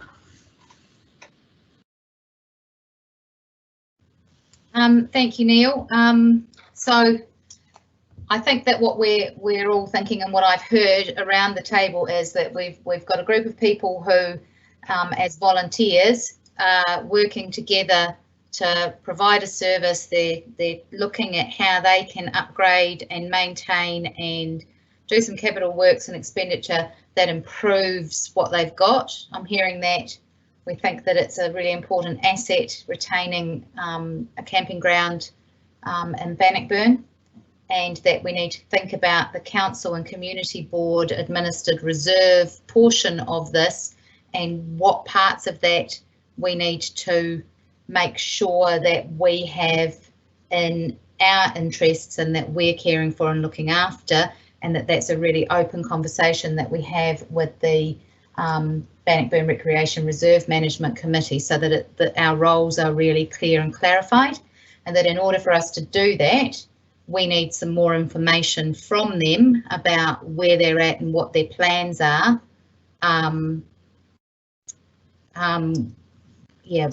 Where they're at with their plans, what their next plans are, how they see the funding for those plans happening, and where the community board fits in with that. I think that I'm hearing that we would like to see more reporting from them that gives us surety about the way that the organisation is running. And I know that there's also, back in the background of that, a concern about when Gordy expects the review of the reserve management plan, and does that need to come before this, or whether that comes after this. Now, Werner, you made some very quick comments right at the beginning. Was there anything else you wanted to add now? Sorry, that was just to kick it off. I just wanted to sort of add that couldn't agree with Nigel more. In terms of the comments that he made, sort of my list got a lot shorter after his. But if I could just sort of summarise my thoughts, and again, mine are also a little bit sort of not in a particular order, but from what I can see, there's a lot of balls in the air at the moment. And yes, I definitely think that in the last 20 years, this group has done a very good job managing that campground. But just as I said in my opening sort of comments to this item, this is quite a critical time. And the balls in the air, as I see them, is there's a reserve management plan that needs to happen. There's a camping strategy that's happening. Tourism Central Otago are looking at what tourism's going to look like thanks to COVID. So I think, you know, any decision that we make, we should at least have given some kind of thought to those. So potentially some kind of workshop might be the way to go. I also agree with Nigel on the fact that potentially if there are capital works things that need to happen, like transformers and that sort of stuff, then that could well be something that we need to look at. So there's more sort of implications there that we definitely need to get our head around. And then sort of for the next 20 years, I mean, personally, I'd like to see some kind of a business plan. Where are they thinking of going? You know, if we do put capital expenditures in there, how is that going to look? So there's a lot of sort of black holes at the moment that I can't see, and I'd kind of like them to also think about, you know, is this committee the right vehicle to move forward for the next 20 years? Are volunteers getting tired? Is it hard to find volunteers? And then the last thing that sort of springs to mind is I know that there are people that live there permanently, and I know certainly when I used to work at Landpro, one of the planners lived there for 6 months or more. So it's on a very permanent basis, and through the winter it was putting a $2 coin in a shower, that running out while she washed her hair, and then jumping into the next shower to put another $2 coin in. So it may well even be that kind of living strategy needs to be looked at if there are people living there permanently. So there's actually quite a lot of balls in the air, and I sort of think that potentially something like more conversations with the committee, a workshop might be quite useful before we make any decisions on this. Thank you, Werner. Nigel has indicated that he would like to comment. Yeah, just a further comment. In your summing up of the feeling of the meeting, I wouldn't like to be lost track of that one of the objectives of the society is to remit grants, to take grants and issue grants for the benefit of the Bannockburn community, and that needs to be formalised, because I don't know what, if anything, has happened there. And that leads on to the second point, that they've got considerable cash reserves, and if in the event that they were no longer running the camping ground, I think it's quite important that those reserve funds don't go to another charity. They properly belong within the Bannockburn community, and specifically to the improvement R&M for the Bannockburn camping ground. And so there needs to be a discussion with the society about their reserves and what would happen in the event of a change of a model and how the camping ground is run. So that was the only additional comments I wanted to make. Yes, and they also sort of told you that they are not operating at the moment. There's only 7 permanents in there with this COVID-19, and they don't reckon they'll reopen to public until after September. Thank you, Tony. That's probably good inside information as well. Okay, Cheryl, did you want to add anything else, or anybody else? No, I think it's all pretty much covered. I think that, like everybody says, a little bit more information would be good. I think there's been some really good talk around, well, I was going to say the table, but anyway, regarding this, and yeah, I think it's definitely an asset to Cromwell and Bannockburn, and needs to be preserved. Absolutely. So I think that the mood around the table is, yes, we need to preserve it. We need to make sure that the way it's being operated and run fits with the things it says in our in terms of the grants reserves and the way that it's being run as a volunteer organisation, whether there's more of a relationship that we need to have as a community board or as a council to support that, and where we sit in that to preserve it. But I do think that we probably, when it comes to thinking about the recommendations, erring on the side of caution and wanting some more information before giving authority for a new lease to be negotiated. So, Gordy, if that's where we're sitting, what sort of options does that leave us? Oh, thanks for that feedback, everybody. I've got a whole page here now. I guess there's a lot of work for us to find out, to come back to help the board understand some of that, and I guess the council needs to understand some of those questions as well. So I wonder if it's politic just to leave that sitting on the table at the moment, and we just come back with some of those questions that have been asked and the answers to them, especially around the grants, their financial position, the capital program, a few things like that, and also maybe even a draft document on what we're thinking in the draft future lease might look like, with those reporting requirements and exit strategies, etc.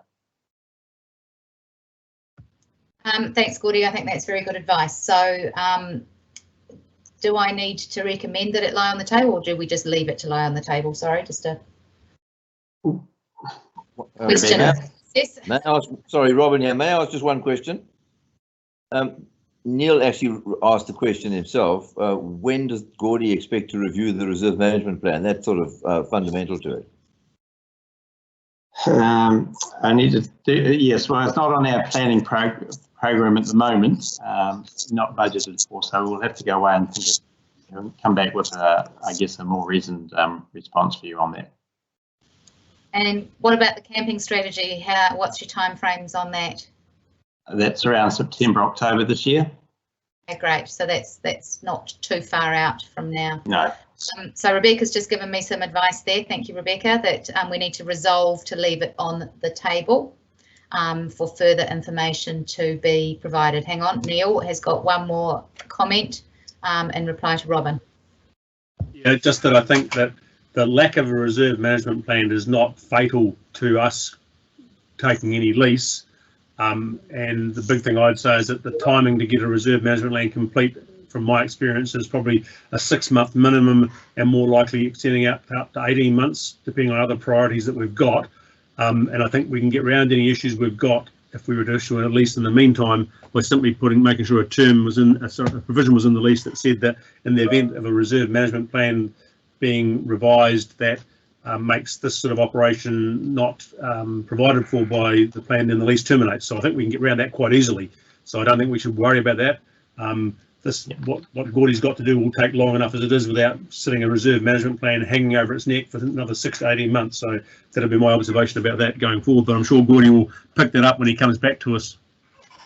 Yeah, noted. Thanks. So I've just got some other thoughts here from Verna. So the camping strategy and the reserve management plan are their COVID response. So knowing that they're probably not opening until September, apart from their permanent residents, that we have concerns over those next 20 years, and Tony talked about those a little bit. So you've got a volunteer committee who are worried about whether or not there's new people coming through who want to take these things on, and Verna and I have had the benefit of seeing the regeneration of the museum committee that's happened in the last couple of years, and know that those things can happen successfully. But how do we support a group to do that? Comparing it perhaps to other camps and seeing how they perform, maybe that they need some sort of a business plan, and some reports on what occupancy might look like. So and that whole stuff about grants. And I know, Gordy, you've got all of that. So I'd like to propose that we resolve to leave this on the table for further information to be provided. And I think we've given quite a lot of direction about what that further information might be.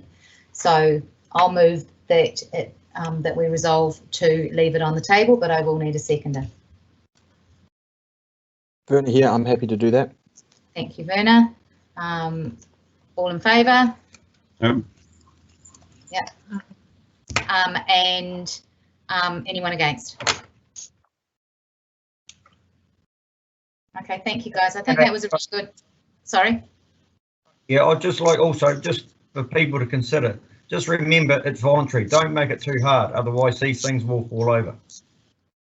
I agree with you, Tony, and I think that we've sort of tried to say that a little bit in what we've said as well, that we're aware that this is a voluntary organisation and some of our conversation needs to be about what our role is and how we can be supporting them going forward to help them to make this a success. Righty-ho, let's move on.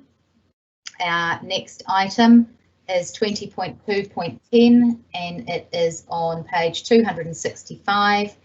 And it's the Cromwell Sports Club Incorporated variation to their lease. Thank you, Gordy, for all your time on those last few items. We now have Debbie, who's going to take us through this report. Yes, good afternoon. I would like to take the report as read. The Cromwell Sports Club Incorporated have requested permission to extend the building which they own on Anderson Park, and they're wanting to undertake substantial renovations. Anderson Park is actually a recreation reserve and the club leased the land from the council. In accordance with the lease, prior to undertaking any renovations or extending the building, the club must actually ask first for council's permission. As you will see in my report, the club's intention is to upgrade the current building to enable it to be a more user-friendly sports facility. The extensions and associated renovations, which are a major overhaul and modernisation of the building, are in keeping with the goals and objectives of the Cromwell Sports Park Reserve Management Plan and will provide the community with a valuable facility, And in accordance with my recommendation, I would like to ask the board to approve the club's request for permission to extend and renovate their building. That's me. Thank you, Debbie. It's a very clear report. Is there any comment or discussion on this item? Yeah, just back here. Yeah. I'd just like to say, I've got no problems with what they're doing, but, should we be looking at, instead of upgrading this bomb site, pushing it over or moving the sports grounds and all that out to somewhere near the race course and starting up a new pavilion for all the sports clubs? Because, I just feel like, the school's meant to grow and you keep pushing all these numbers down their throats. But at the end of the day, COVID-19's come in, so we're probably going to be 10 years or 15 years away from where we were. But I just think we should be looking at new sports grounds and all that somewhere near the race course or something like that instead of upgrading this, because, it's disgusting, that building. Thanks, Tony. Neil has a comment. No, my view. I think that's something that there's been reports where we looked at about where we would grow that to. The master plan process considered that issue as well. And going forward, I don't think we've learned anything, and COVID-19 if but nothing else, has simply said that the growth you might have been expecting could be a bit delayed, but it's still going to come. I think the work we've done already for Anderson Park identifies it being in the right place for the right reasons. And I can't see that for as long as you've got the combined sports clubs doing what they're doing, that the community board or council will build any new facility. We didn't build the facility for the hockey turf, sports turf trust. We didn't build the facilities out at the racecourse. So, I'm not sure who the we is, but it's certainly, I can't see it being the community board. So I would have thought this is a perfectly sensible situation. And who knows that in 10 or 20 years time that we may be thinking about, the community may be thinking about something else, but that's far enough down the track, just like, dare I say, the Memorial Hall. It's, some time before we're probably going to build a new one. So this is in the same category to me, so it makes perfect sense. Anyone else want to reply to either of those comments or come in with something different? Yes, sorry, Cheryl here. I actually agree with Neil. I think that yes, growth has slowed. I think the looking at the plans and the upgrade look pretty good, but I also agree with Tony in that it is a pretty dingy, it's not in good repair. It's not a great space. However, with the renovations, I do think it would be much better. And in the next, period of time, we don't know how quickly we're going to grow. It will certainly suffice for the next wee while. So I think that the plan is, it looks good. Anyone else? I'm in agreement. I think that the club is keen to develop on the site that they're currently on, and I think that we would be slowing down their progress considerably by saying, hang on, we think we're going to move this out over this direction, because we then could be holding back this development for a number of years because of the length of time it would take for us to do the exploration with the racecourse reserve and the land in that area to develop it to be suitable for quality sports grounds as we've got developed at Anderson Park. Yeah, so Neil, did you want to make another comment to that, or just happy for your comment to sit there? Sorry, Cheryl. I was just going to say, the other thing is that we need people employed, and this is a renovation. It will get people working. It's a bit of a no-brainer, I think. Neil's made comment there about the changing room facility, that if this goes ahead, that there is a changing room facility that sits just next to the high school at the end of Anderson Park, that this renovation has the changing rooms included in the building. So that may also leave us with a facility that we no longer require or don't have to spend so much money on.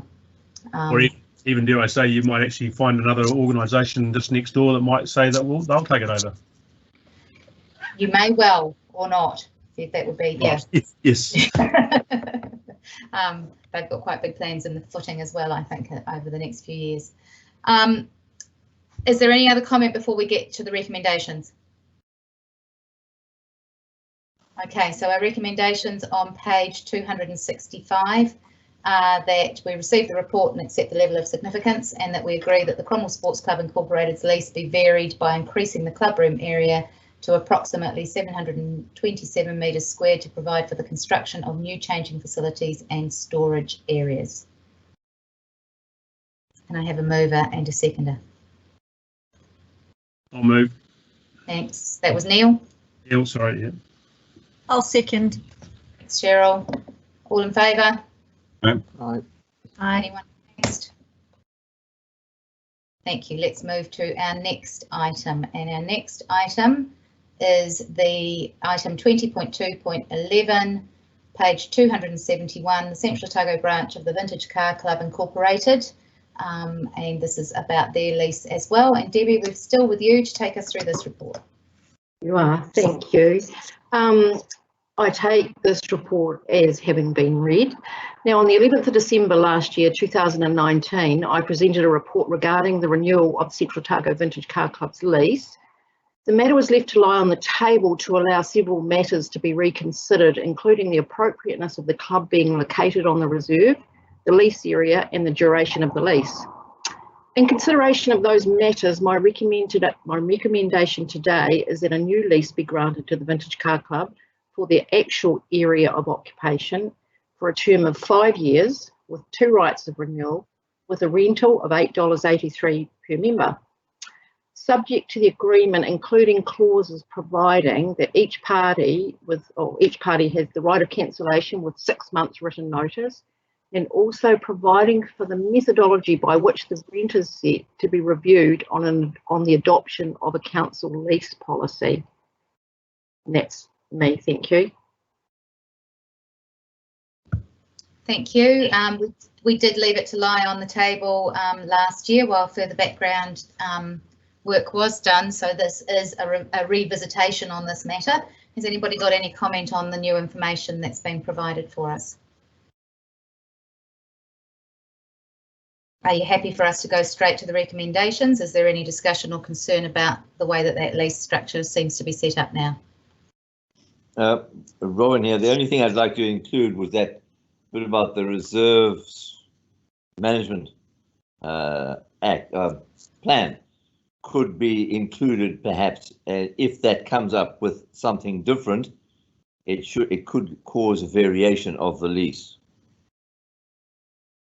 Okay. So what you're saying is that in B, agreeing to grant the lease to the Central Otago branch of the Vintage Car Club Incorporated for approximately 4,217 metres squared of the Neck Plus Ultra Street Recreation Reserve for a term of 5 years with 2 rights of renewal, including right of cancellation within 6 months written notice by either party. And I don't quite know how to word it, but if the reserves management plan has an effect on this, that has to be taken into account, and they might cause the lease to be adjusted accordingly. So with consideration, sorry? Typing it now.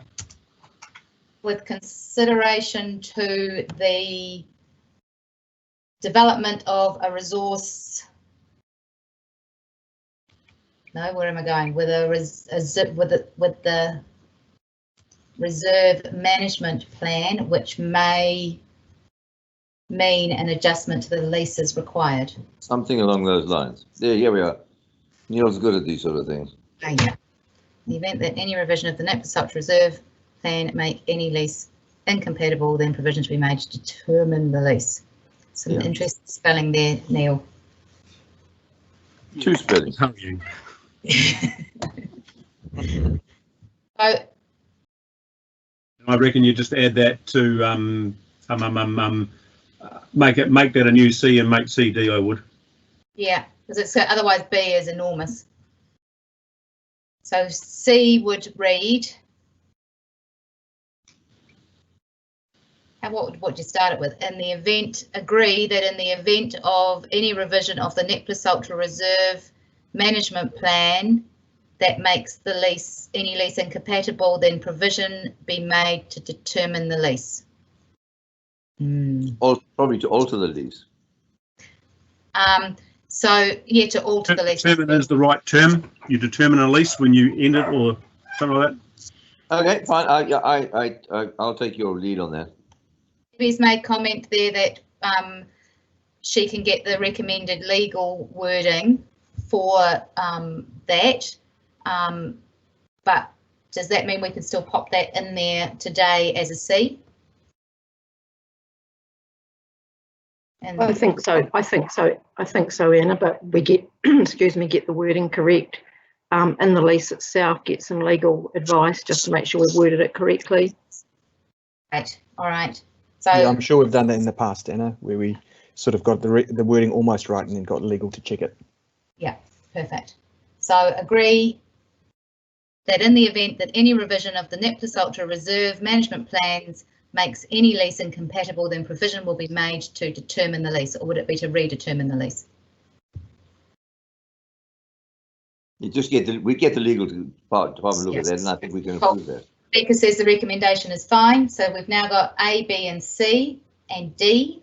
So we've I've read through A and B a couple of times, and the new C. Now D says agree to set a new rental of $8.83 per member, including a clause providing for the methodology used in determining the rent to be reviewed on adoption of the council's lease policy. Yep. Happy with those? Who would like to move this? I'll be happy to move that. Thank you, Robin. And a seconder?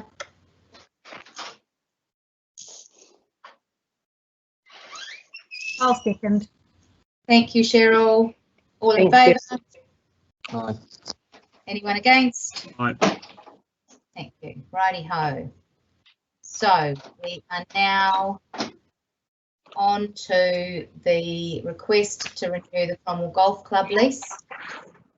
And we have Linda, item 20.2.12 on page 291 to take us through the report on the request to renew the Cromwell Golf Club lease. Linda, welcome. Good afternoon, everybody. I will take the report as read, but it is quite substantial, so I will quickly recap the request and my recommendations for you. The golf club have applied for early renewal of the lease. They hold over 22 hectares of council reserve land off Neck Plus Ultra Street. The lease area contains the back 9 holes, the car park, the driving range, clubhouse and auxiliary buildings. The club have plans to upgrade the existing clubhouse and surrounds, and believe that the early renewal of their lease would weigh favourably when trying to secure funding for those plans. It is the second time that the club have applied for early renewal. They applied previously in 2018. At that time, the club were advised that the Cromwell Eye to the Future master plan consultation process was underway, and that the board was unlikely to agree to early renewal of the lease.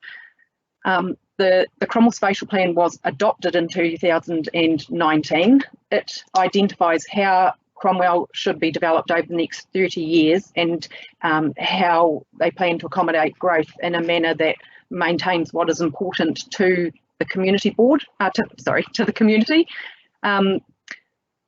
The spatial plan notes that during consultation, the community's preference was for residential growth to be contained within the township, particularly in areas within a walkable distance of the town centre, which was noted as needing rejuvenation and support. Open space and connectivity via gardens and greenways were also noted as being of significant importance to the community. The land which the club leases from council is identified in that plan as being suitable for residential development, for the construction of public gardens and greenways, and is within walking distance of the town centre. The spatial plan also identifies an area of approximately 60 hectares on Sandflat Road as being for a future proposed golf course. This presents the club with an opportunity to develop a high quality 18-hole golf course complete with new club rooms and new irrigation systems, which would resolve many of the issues facing the club and with their course and their facility. It would also provide the club with a security of tenure that would enable them to plan and direct their own outcomes into the future. As for example, should the lease not be renewed or cancelled for any reason, the club would be left in a unusual position of owning a 9-hole course that has no supporting facilities as such. Therefore, in consideration of the spatial plan, I recommend that the board declines the club's request for early renewal of the lease, but instead agrees to formally consult with the club on their future. This would provide the club with the clarity that they are seeking regarding their future. It would provide the opportunity for long-term planning, and it would recognise the provisions of the spatial plan which the board adopted in May 2019. And of course, it means the club would not be risking investing without security of tenure. And that's all from me. Questions? Thank you, Linda. I note that we've only got 7 minutes to go until 4 p.m. and I know that we will be moving to an adjournment at 4 p.m. so that people are able to see the government announcement on the move to level 2 or not. So just be aware that we may start this conversation but have to come back after that adjournment to finish it. So Cheryl, you have a question? Yeah, yes I do. I don't know if anybody knows this. How much does it cost to develop an 18-hole golf course? Does anybody know? No, well, I mean, I don't know myself. So one of the things that I was keen on was keeping the green space. And I saw the key economic driver in the short term to be, or at least to the short to medium term, this is post COVID-19, will be to hopefully encourage the New Zealand tourists back into Otago, central Otago, and that means that you want to make sure that you've got visitor attractions, and I see the Cromwell Golf Course as one of those, and and because it is a unique course, it is one of New Zealand's only inland links golf courses, and it's beautifully positioned. And I can't see why that it can be used as a golf course as well as a recreational reserve. I mean, there's a golf course in the Highlands in Timaru, where golfers and the community were able to respectfully coexist side by side, utilising the same space, green space. And I know that the spatial plan has identified the potential for the golf course to become residential, a residential development. I just feel at the moment with the COVID-19 and the outcome, we don't actually know now what we're going to look like over the next 10 years or more. And I just wondered if it was perhaps prudent to look at whether that particular green space still remain and as possible residential area, and whether we could actually leave it as the golf course. I'm just putting it out there. Yeah, thank you, Cheryl. And I'm aware of the time, and I understand the points that you've made, and I'm concerned that we're starting something that might be a reasonably long conversation between all of us as we're just about to go into adjournment. So I am going to suggest that we park our conversation, that we adjourn so that we're able to watch the government announcement about whether or not we get to move down to level 2, and that we recommence our meeting at 4:30 p.m. So that's where I'm heading at the moment. Your chairmanship, worshipness.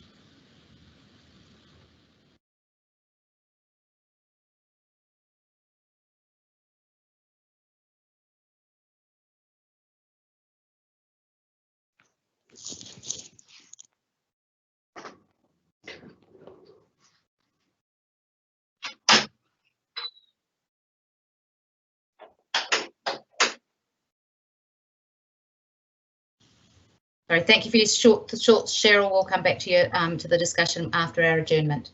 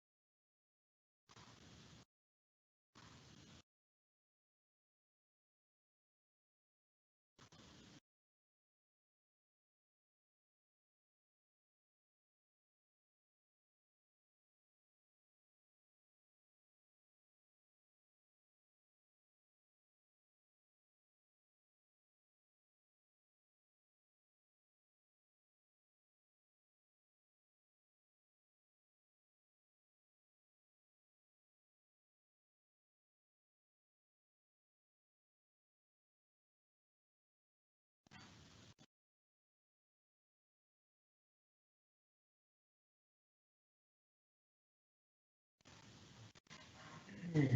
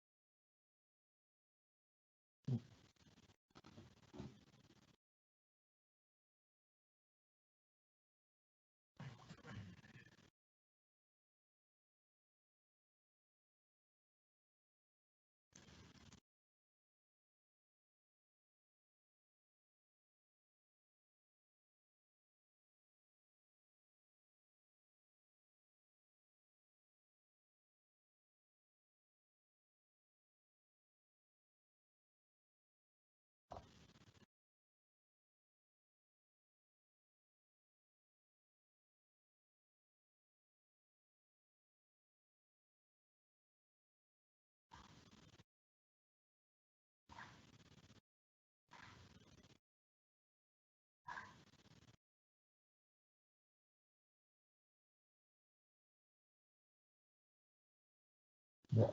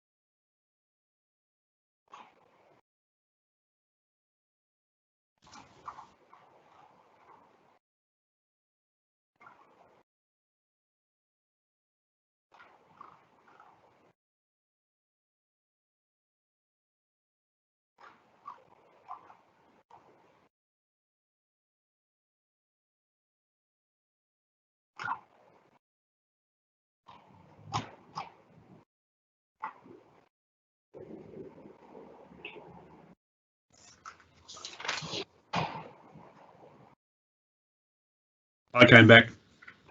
I'm back. Thought I must. I'm back as well. Super. Welcome. So no son's wedding just yet, but the burial this afternoon of the dog will go ahead. Oh, did your dog die? No, Tom's dog did. Tom dog. We're not burying the ashes just yet because we think the puppy will just dig them up. Yeah. The boys came out yesterday and dug a rather deep hole for this rather largest dog. Right. Bit of a dog. Nigel back. Hi, Nigel.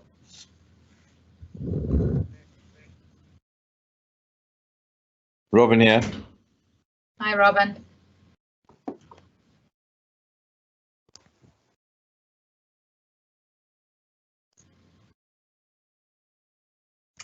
Hey, Linda.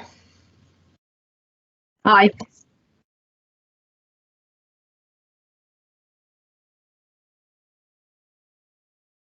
Hi, Leanne.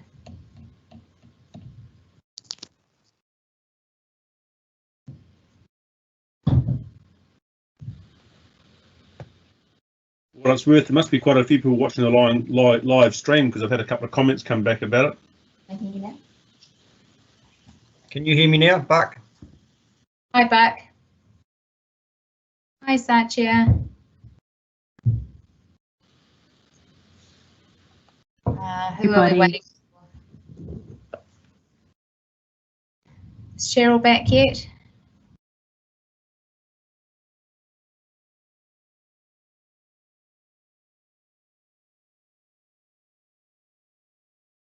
She may have gone to play a quick 9 holes.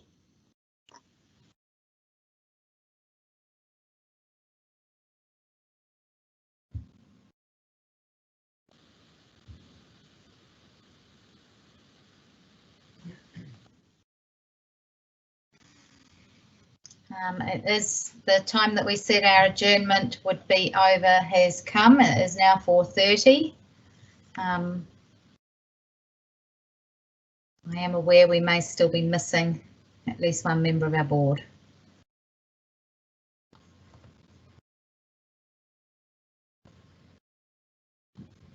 So if I'll just quickly recap where we were up to. So we're on item 20.2.12 on page 281, which is the request for an early renewal to the Cromwell Golf Club lease. And Cheryl did speak just before we went on to our adjournment and noted some thinking about mixed use of the golf club grounds, but I'm not sure that she's back. I've just tried calling her from the Teams function to see if that'll get a response, but it doesn't seem to have yet. Okay. And I don't really want to take this further, so I'm sure she'd like to recap what she had said before we left, before we move on the discussion on this item.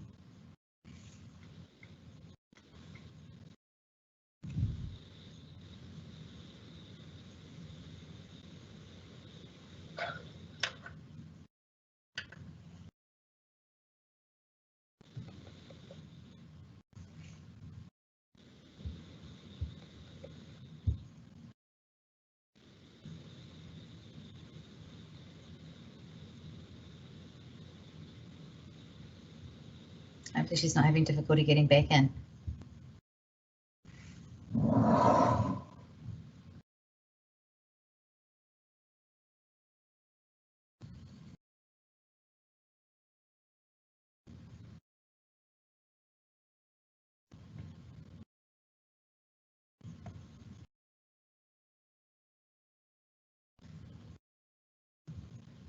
So Rebecca is going to call Cheryl and just check that there isn't a problem with her getting back online.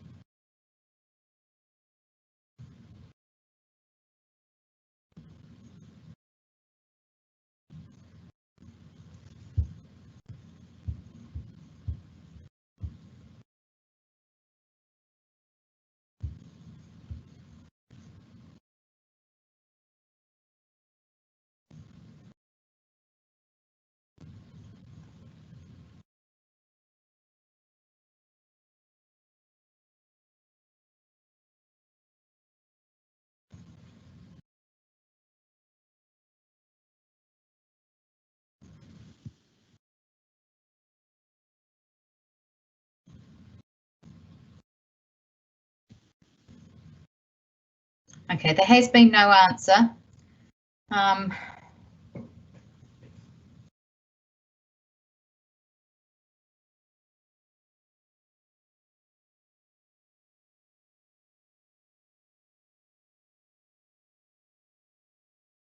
Give her another couple of minutes and then I think we'll need to continue with our meeting.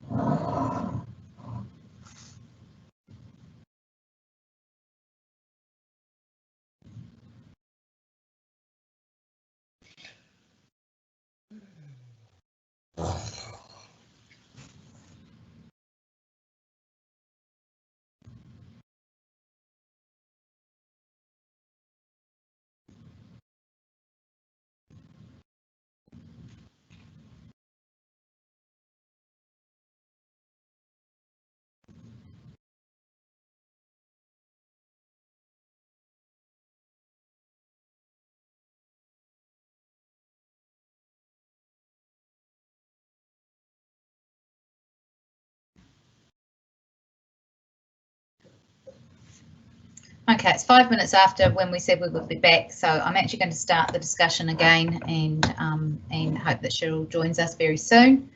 Just a reminder that we I'm back. here. Oh, great. Yeah. Oh, I'm in here. Yeah. hi. Hi. Sorry, I didn't think you were waiting on me. We were. I just came in and logged back in and sat here and waited. Sorry. No, that's no problem. Good, I'm glad you're here. That's cool. Righty ho, Cheryl. Sorry, we sort of cut you off as we went into our adjournment to hear the announcement. So I'd like to give you the opportunity just to reiterate your points to set us off again on our conversation. Yeah, okay. Thank you. I'm a supporter of actually keeping the green space where it actually is, and it's in its entirety. I think that I don't know this for a fact. I have no idea what the financial position is of the golf course, or the golf club, I should say. But I would like to know how much it would cost to relocate them, if that was the option that you are looking at, because it would be a terrible tragedy to lose the golf club, and I think where it's situated at the moment is ideal. I do believe that it actually is going to be important going forward, as we encourage the tourists back, and especially New Zealanders back into Central Otago. And I know that we have that, when the Cromwell master plan was done, I mean, we were experiencing extreme growth and a booming economy. We know, looking at it going forward, it would, I presume that will actually slow. So our growth may not be as it was previously, and it could take some time to come back. So I didn't really want the golf club to be penalised when we may not need that land for residential use in the next, who knows, 10, 15, 20 years. So I was just putting it out there. Okay, thank you, Cheryl. So has anybody else got something that they would like to add to that? Because from my understanding of what's in the report that we've been given, that the consideration is that if the lease is renewed early, that there is no right of renewal after 2044, which means that things might get more complex for the golf club at that point. Louise, yes, you can make a point of clarification. Actually, you've probably just made it, and I just wanted to make the point that the decision that the board have to make today isn't about the new golf course or the cost of it or where to go to next.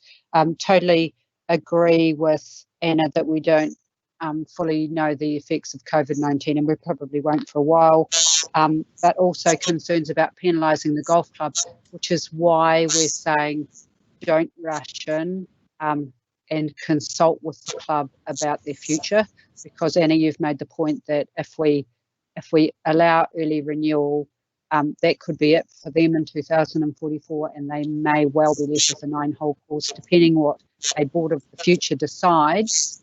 And at that point in time, they may not have the opportunities they have now. So it's just, I guess, focusing on what the decision is for today, because it's not about relocating the golf course. Neil, you have a question.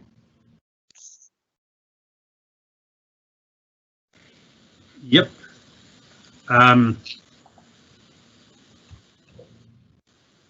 have a question of Linda, and that is that, am I to read correctly, that there is a right of renewal for 21 years from 2023? Yes, there is one right of renewal which would take them to 2044. And can you clarify whether, on what terms and conditions, that right can be agreed to by the council or not agreed to by the council? Because that's quite crucial in this conversation. So at that time, if it was renewed and took it to 2024, then the club would need to apply to the then board at the time for a new lease, and there certainly obviously wouldn't be any guarantees that they would get a new lease as such. Sorry, I didn't explain myself very well. That's post 2044. Yes. When I hope to still be around, maybe not playing golf. Come 2023, they have to give 3 months' notice of their intention, which they've now actually done by virtue of this letter. Under what terms can we say no to the renewal that they've asked for? So as far as that goes, the reason that we might say no would possibly be more to do with if they had breached any of the conditions or covenants in the lease, and rather than not renewing as such, it could be that the alternate might be, for example, I don't know, if they'd cut down a tree that they weren't allowed to have cut down, it could be more that they were at risk of a cancellation than not having it renewed. What that basically means is typical of all the leases that we have had experience of in the past as the community board, that really the ball would seem to sit in the court of the lessee unless they've done something wrong in terms of the lease provisions and conditions. Then the renewal is almost all but automatic.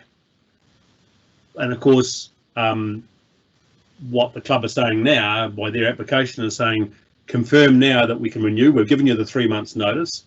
And what I think you just told me is that in reality, we probably will be unable to say no, but we don't have to say yes today. We can wait until 3 months, or sorry, wait until 2023, whatever the date is in 2023, and say yes then. Yes, we certainly have that that time to consider or to wait. We do not have to renew now. Obviously, an option is to just decline to renew and wait till a more appropriate time closer to the date, as people generally do. Yeah. Your recommendation is simply saying don't renew it now, but between now and the end of the current lease, develop a consultation document for talking to the golf club about the future of the Cromwell golf course. Yes, because it could be, and I don't know what the exact facts and figures of how much a new golf course might cost, but for example, figures that have been bandied about regarding upgrading the existing clubhouse have been maybe in excess of $2 million. That could, in effect, build a chunk of a new golf course that wouldn't obviously need done up, renovated or otherwise for some time, and would be purpose built. I also understand, for example, that the irrigation is past its use by date really and does need replaced. So it could be that might be something that would be considered in the consultation document. The money that's possibly needs to be spent versus on upgrading or replacing, as far as that goes. Yeah, so it would give us time for everybody to consider their options and how the money might be best spent. It might sound like a lot, but renovations have in the past ticked up to quite a substantial sum as well. So while they want some certainty about them going forward, equally the board through the master plan process and what the community told us that they want some certainty as well. The reality is at the moment those two dates don't necessarily line up, but in terms of the board implementing the plan that is put together in the master plan, it would be inappropriate to agree to renew the lease now, and we should take advantage of the time between now and when the lease actually runs out to have that conversation with the golf club about where we might go, and then there'll be absolute certainty at that time rather than provide some certainty now for one party that actually is in direct contradiction to what the community told us through a consultation process, and we have incorporated into our master plan. Thank you, Neil. I have got Cheryl who would like to make a comment on what you've had to say. No, actually, Anna, both Neil and Linda have actually answered what I was going to talk about, so that's fine. It's been clarified. Thank you. Thanks. Robin, you have a question. Neil's question is very, very interesting, And the answer from Linda is even more interesting insofar as if that is the case, and we don't really have the ability to say no anyway, which I accept, right? That's sort of the way these leases seem to work.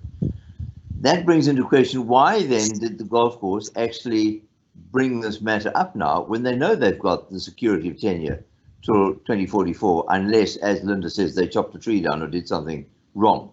It's going to go ahead anyway, for at least until 2044.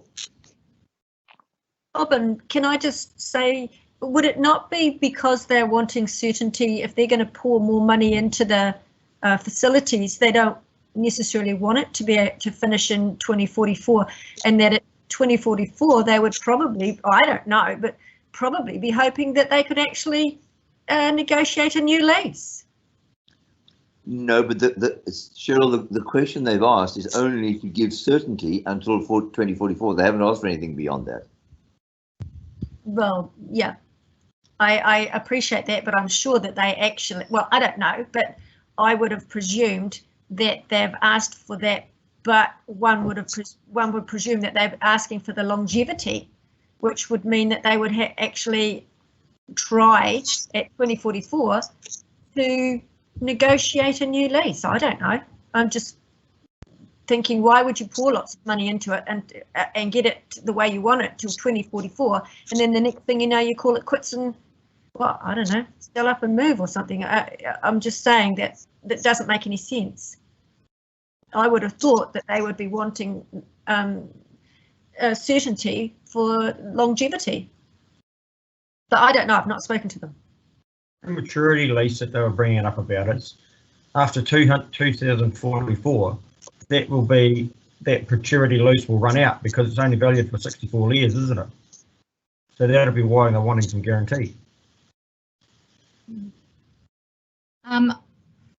I suppose the question we're being asked to consider in this report is about that timing and that wanting to bring it forward before we've actually had the opportunity to work alongside them and look at what the options actually are. Does still mean that they get to 2044 and have to renegotiate something that's completely new. I suppose in a way it's like preempting what the board might do next and saying, well, we've got this, and so that gives us, 24 years to still use the golf course and to build these things, but does probably mean that the conversations about the golf course and the potential for there being change in the golf course are taken away from us at this point. Doesn't mean they won't happen in the future, but they probably somehow may have missed a moment, and I suppose that's what we're being asked to consider. Do we say actually wait until it's actually ready for renewal so that we've got time to work through the other issues? Nigel. Thanks, Anna. To me, it's pretty simple, really. I think Neil's outlined it correctly. There's absolutely no reason to renew a lease early, and they know exactly what the legal position is in terms of renewing it.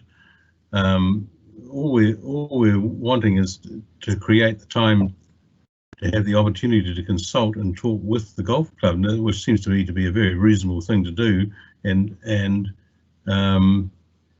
there are just no grounds whatsoever for an early renewal of the lease. It's sort of a non-question in my mind, and within the context of the spatial plan and the larger Cromwell community, and where we've got to in the planning and the proposal of the spatial plan over 30 years. This is it's going to be quite an important conversation we want to have with the golf club, and renewing the lease early contributes absolutely nothing to that conversation. Now, Neil's contributed a comment there that they haven't asked to do a new lease, and we need to be mindful of that. The talk about a new lease is they would have to negotiate a new lease should they get to 2044. This is the renewal of the current lease, under their current lease. Sorry, I might have been loose in my language if I said new rather than renewal. I know, no, you didn't. I think it might have been me, and it might have been others who said that. So thanks for that clarification, Neil. Werner, did you have anything you wanted to add? I did have quite a bit to add, but between Neil and Nigel, they've sort of ticked off my list. So I just wanted to say, I think that the master plan was a considered document that this board put together and put a lot of time and resource into, and it's sort of a steady hand that implements that. Jumping, and I understand that COVID is a very big deal, but this is a very long-term plan, and I think that, as Neil and Nigel have both already outlined, to me this feels like there's the sort of the right thing to do, where the community have given an indication of what the post 2044 might look like. Now's the time to talk about it before the golf course go and spend a whole lot of money on it. That just allows them to make really good, sound governance decisions, in response to their members. So yeah, I think bringing it early without all the information there doesn't do either party any favours. Thanks, Werner. And I can see that Neil's put another comment there, that the reality is that the aspirations of the master plan and the lease that the golf club currently have are in conflict, and we want to spend the time between now and 2023 to work through that, to find where we might have common ground, or we may well come to that agreement in 2023 that lease is renewed. So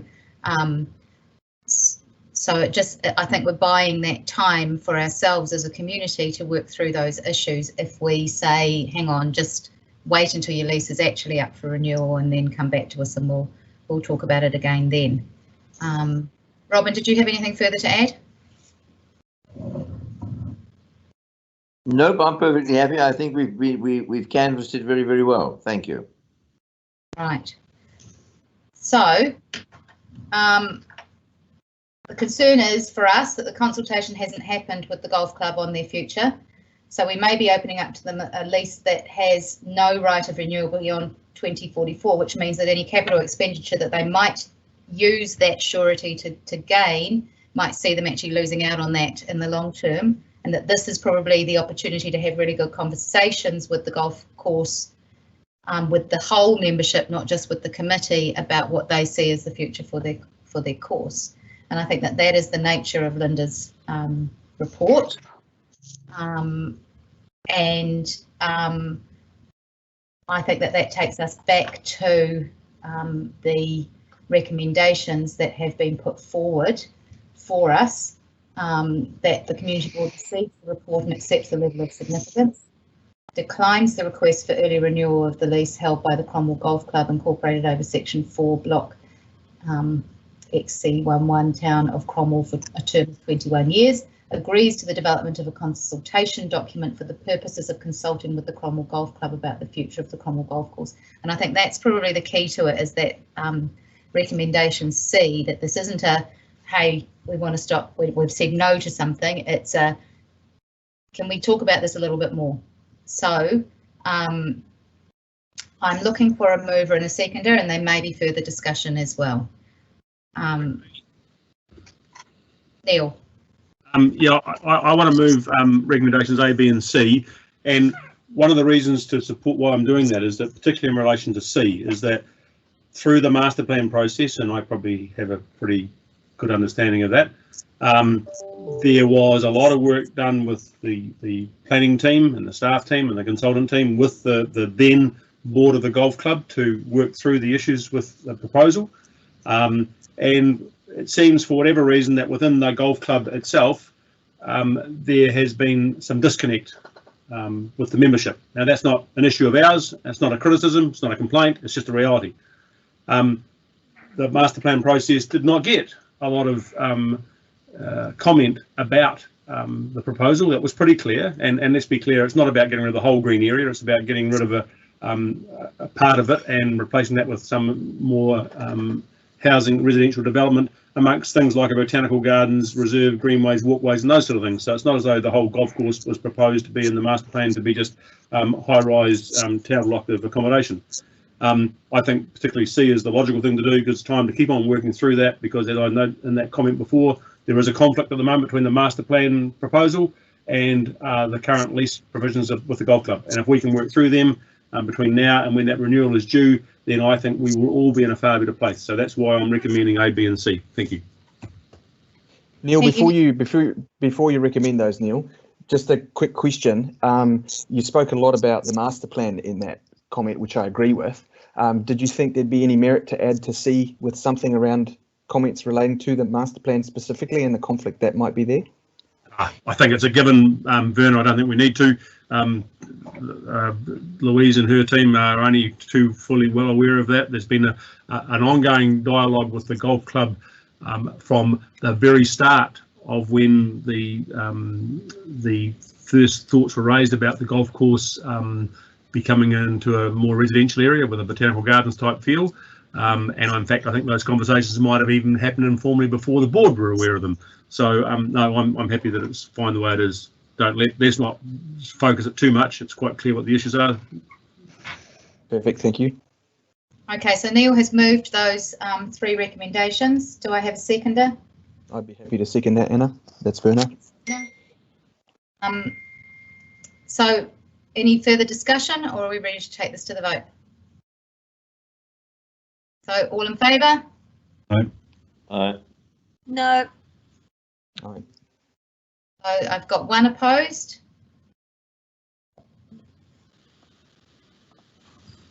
Thank you. Do you want that noted in the minutes, Cheryl? Yes, please.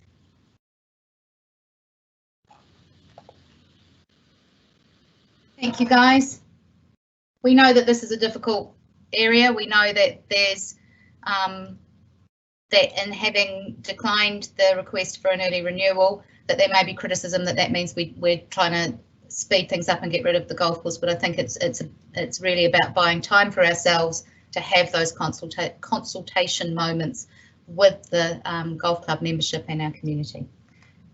Righty-ho, so that takes us to item 20.2.13 on page 290, which is the appointment of a community board representative to the Cromwell Promotions Group. Noting that we've generally had a representative on this group, it would make sense to continue to do this. And really the decision is who would like to.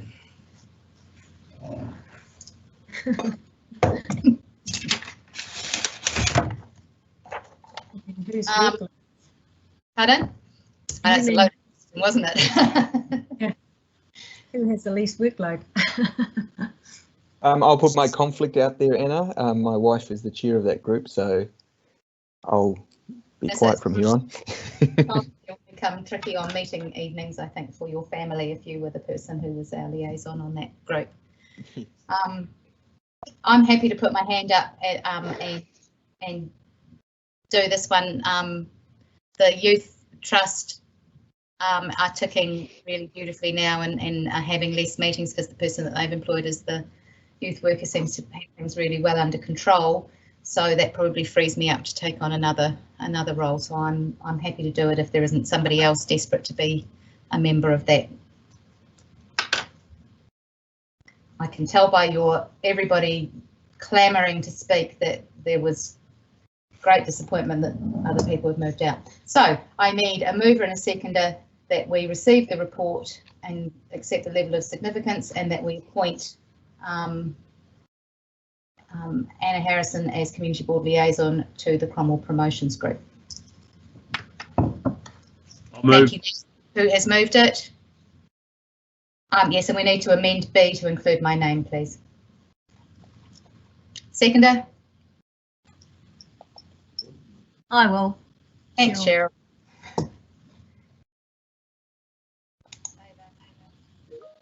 Anybody against?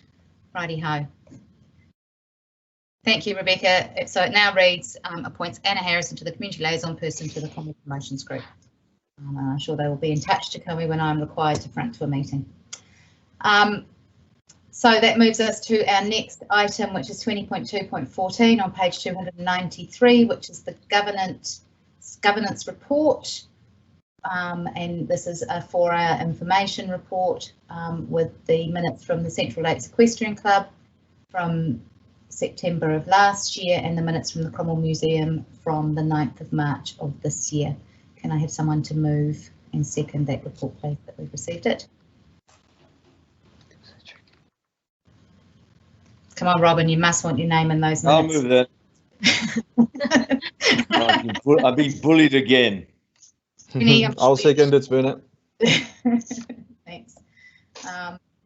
And that brings us to item 20.2.16, page 332, which is the Mayor's report. Tim, are you still? Oh yes, I'm absolutely hanging off every word, Madam Chair. It's a different experience sitting here at home as opposed to, as everybody is, as opposed to the normal. And Anna, congratulations on chairing it. This is the first board meeting that's been done. You've done a superb job. I've been taking notes so I can do it, hopefully as good a job. I have been doing a superb job, but I've actually bumped you up one because we actually had status reports before you. But now we've got you there, we might finish your report and then go take a step back to status reports if everybody's okay with that. So far in the last 5 minutes, you volunteered to join a committee and admitted when you've been wrong. So you're an exceptional chairperson. Well done. Look, as opposed to the norm where I sort of go through the events in the Cromwell district that I've been to, I haven't left Clyde, bar one trip to the supermarket in the last 7 weeks. So I don't have any of that. Endless numbers of Zoom meetings and Teams meetings and watching economists and trying to get a grip on things. But no, look, I don't really have anything to report as such for the board. I'll be discussing at council in my mayoral report there the great job that the community and staff have done, particularly in the EOC and the community in general. But no, look, really, I'm here to answer any questions anyone may have. But other than that, I've just put a bit of a summary of what the last bizarre couple of months have been like from the perspective of the mayor. Tim, does anybody have a question for Tim on his report? I'm sure you've all read it. Has been a funny old time being sort of stuck at home, but still trying to keep on managing a full workload has been my experience of it. So thank you, Tim. I can guarantee I'll be coming to Cromwell on Thursday to see my grandson when we go to, and my son, of course, when we go to level 2. So looking forward to that. Great. Take care, everyone. Thanks, Tim. So Tim's moved his report. No, I haven't. I can't. You can't. So I'll move Tim's report. Can somebody second it, please? Yep. Thank you, whoever that was. Who was that who seconded it? I think it's Tony. Oh, Tony. Thanks, Tony. Right, so let's take a step backwards to the status reports, which are 20.2.15 on page 317. Are there any items that people noted as they read through these status reports that they want to bring up? Yes. The only one that sorry, it's Robin here. Am I interrupting someone else?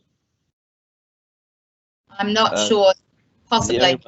That's so unusual. The only one I'd bring up is the status of the Alistair Hayes building. What the hell do they call that? The dormitory, the hotel, the motel, the worker accommodation. We're going to have to put a new date. That's closed meeting report, Robin. Robin, that's in the closed meeting status reports. Okay, sorry.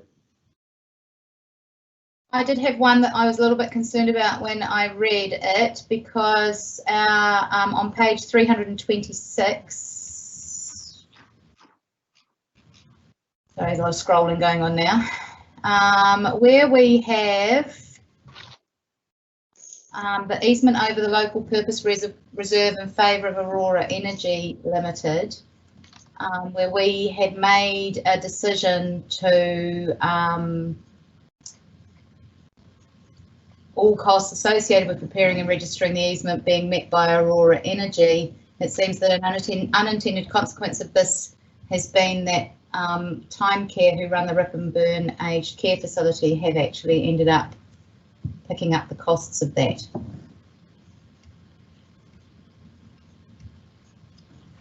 Madam Chair, that shouldn't be a surprise because that is normally how Aurora work, they'll charge Time Care, which is not Rip and Burn, it's the Lifestyle Village. They will charge them. Okay, sorry. Yeah, they'll charge them for the cost of getting electricity supply for them. So if that's to do with them, then they have to pay the cost. And I guess otherwise, someone else will be subsidising a commercial operation. I don't think that's quite what we intended. So that's why we did the easement that way. Both are commercial operations at the end of the day.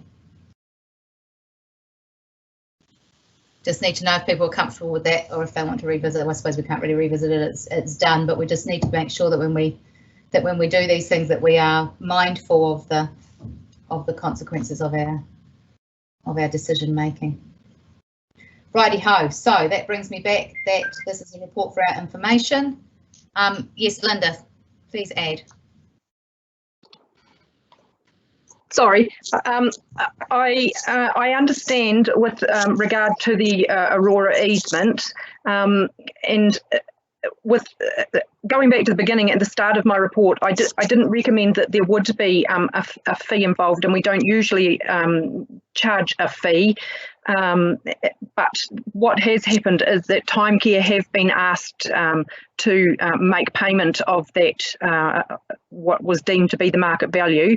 And now, rather than forge on with that work due to the cost, they've actually been held up while they view alternate options that aren't going to add to the cost of the Time Care development. So that's what's created that delay as far as that goes. And I do know from discussing with Time Care's agent that they certainly are trying every other avenue rather than where the easement was actually granted.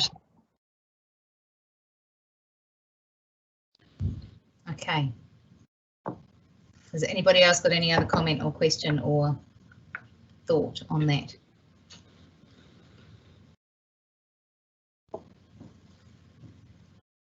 I wonder if it's something that we've done that we need to be mindful of for the future, but having made a decision, reneging on a decision or revisiting it is always a tricky thing to do in terms of procedural accuracy and making sure that we're doing things right. So I'm not sure if there's requests we can make. Can I add to that, Anna? Yeah. We made a conscious decision to charge Aurora for an easement. Yeah. So it should come as no surprise to any of us that as a result of that, that it may well be that Aurora might charge that to someone else who's getting the benefit of it. So I don't think we should be worried about it in the slightest. It's a commercial transaction. And remember, that day we considered two different Aurora ones. And one we said no because there was nothing that was our piece of land by the endowment land. But here there was a commercial beneficiary, and that is the Lifestyle Village people, and it's only appropriate they pay for the cost of it. It shouldn't be paid for by anybody else. So I think we knowingly made that decision that it was Aurora, and we should not be surprised that Aurora will pass it on to the beneficiary because that's how they work. Yeah. Okay, thank you for that. Let's go back to page 317 then to the recommendation is that we've received the report. Can I add another one, please? Yes. In 1811.4 on page 322, yeah. 323, it says that in the status report back received attached appendix 1, matter closed. I couldn't find the appendix 1.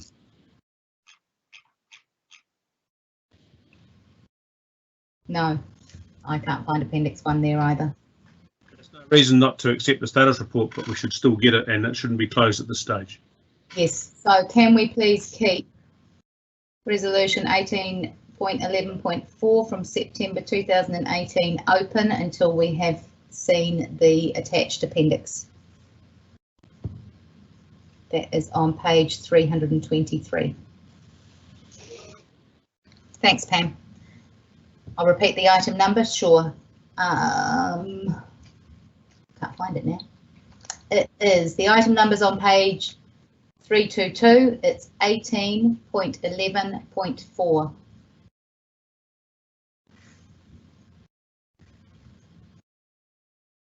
Right, thanks guys. So let's go back to page 317. I'll move that the reports be received. Can I have a seconder, please? Bernie here, I can. Thanks, Berna. And all in favour? Anyone against? Thank you. Righty-ho. So the Chair's report is our next item, 20.2.16 on page 334. You can't read it on page 334 because it's only on mine. So apologies that I didn't get this completed in time to send out to you. I will very quickly read it. Seems like a very long time since we've met as a community board. Missing our scheduled meeting on April the 6th due to COVID-19 level 4 lockdown has certainly put us on the back foot with being able to connect with our community and move ourselves forward with the work that we were elected to do. I'm really hopeful that today's meeting, even though it's in a very different circumstance and format from our previous meetings, will allow us to get back on track and get some forward momentum for the Cromwell community. Like so many communities in New Zealand and around the world, we're faced with a great deal of uncertainty about the economic impact of COVID-19 and what that will mean for recovery in Cromwell, Central Otago and in this Queenstown Lakes district, all of which has an impact on employment, growth and opportunities in our town. It may mean that we need to be really proactive in progressing capital works that help to stimulate our economy and keep our workforce here. My belief is the master plan gives us direction to do this, and we will need to work together to ensure that we're able to make a start on implementation. So what have I been up to since February the 14th, which seems like a lifetime ago? On Monday the 17th, I had a radio interview with Shane about our February the 14th meeting, and I also attended a COPSA, which is the Central Otago Primary School Sports Association meeting. On Wednesday the 26th of Feb, I went to the annual plan workshop. On the 27th, I attended a Kahui Ako, which is the Cromwell Community of Learners Leadership Day, and on Monday the 9th of March, I attended a Museum Trust meeting. And during lockdown and alert level 4, I've been posting stories online on the Cromwell Caremongering I didn't call it scaremongering, so that was good, Facebook page daily and for my school community, and have still been actively leading a school community for the last 5 weeks. So I've been back in my office since the beginning of alert level 3, which has felt like freedom because I get to leave the house every day, unlike some other people. So that's my report. And that takes us to, and yes, Rebecca, you can have it. I sent it to Pam. So do I move my report or does somebody else move my report? I can never remember this, but a mover and a seconder, please. I'll second your moving of the report. How's that? That sounds good. Righty ho. Do we have members' reports today? Shall we go around the table and see what you guys have been up to? Werner.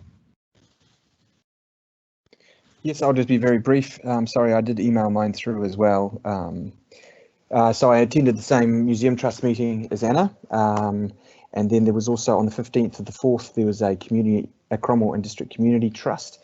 Just 2 things from there. Rebecca McElray has been employed, as it were, to do a new Cromwell community plan. So that work is underway, and I assume there'll be something to read very shortly coming out of that. And Paula's team is working pretty closely with them as well from council. And also Connect Cromwell have a new community liaison. I think I did mention that last time. It was literally her first day at the last meeting we had. Nicola Nolette is her name, and she's been doing quite a lot of work around the district and with all the all various community groups as well. So that seems to be going very well, having Nicola come on board. I also just sat in on a Guardians of the Lake meeting on the 20th of the 4th. And they are also just starting to come up with a bit of a plan, how to control lakeweed and various other bits and pieces. And they have started talking to various community groups as well to get a bit of input into that. And then, as you know, Plan Change 13 is moving through the process. On the 29th of the 4th, the Residents for Responsible Development, who is one of the 274 parties, so one of the parties that have joined Council's defence of Plan Change 13 decision. I went to a meeting that they had, and I guess there was a bit of concern there just from their perspective that the council decision didn't give much weight to the master plan. So they have, that's one of the matters in dispute, but certainly the residents have a common view that the master plan should be viewed with some importance by the court. And then also on the 6th of the 5th, I attended the Cromwell Business Breakfast, and that was via a Zoom meeting. And they sort of had a very interesting discussion just about what the Chamber of Commerce can do in terms of business mentorship for businesses who are struggling, especially tourist businesses, not knowing what their next moves are going to be because of COVID-19. So that was very interesting as well. And that's me. Thank you. Thanks, Werner. Nigel. Thanks, Anna. Nothing much to report. Council has been having informal meetings every Friday, which have been interesting. There have been some discussions around Three Waters as the lead on that subject, and there's quite a lot happening in the Three Waters space coming out of government, which will probably be made. Probably there'll be reports coming to council meeting for the 18th and 19th, which will report further on that. Apart from that, nothing else to report. Thank you. Thank you, Nigel. Neil.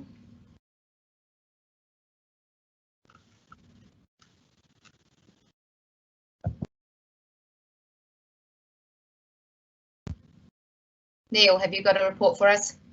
Oh, sorry, dog was barking. I didn't hear whose name you said. Well, I'll tell you what I said to her. Thankfully, I was on mute. I'm not gonna, I apologise for not having completed the members' report, and I don't think you want me to go back to the hearings panel on the 10th of March or the council meeting on the 11th of March. We had an executive committee meeting that we held on Teams. We've had a hearings panel meeting on Teams, which was an interesting way of working through things. Werner's told you where Plan Change 14 is going, and I know the staff are working through that process to defend that decision. Plan Change 14 decision has been notified, and that is the ex-Shannon Farm Ripponvale Plan Change application. Please don't discuss that in my presence. I am on the panel for that. I'm the chairman of the hearings panel for that with Commissioner Gary Ray. So if the board wants to talk about that, then I don't want to be anywhere near it. Thank you. And otherwise, not a lot to report, I don't think.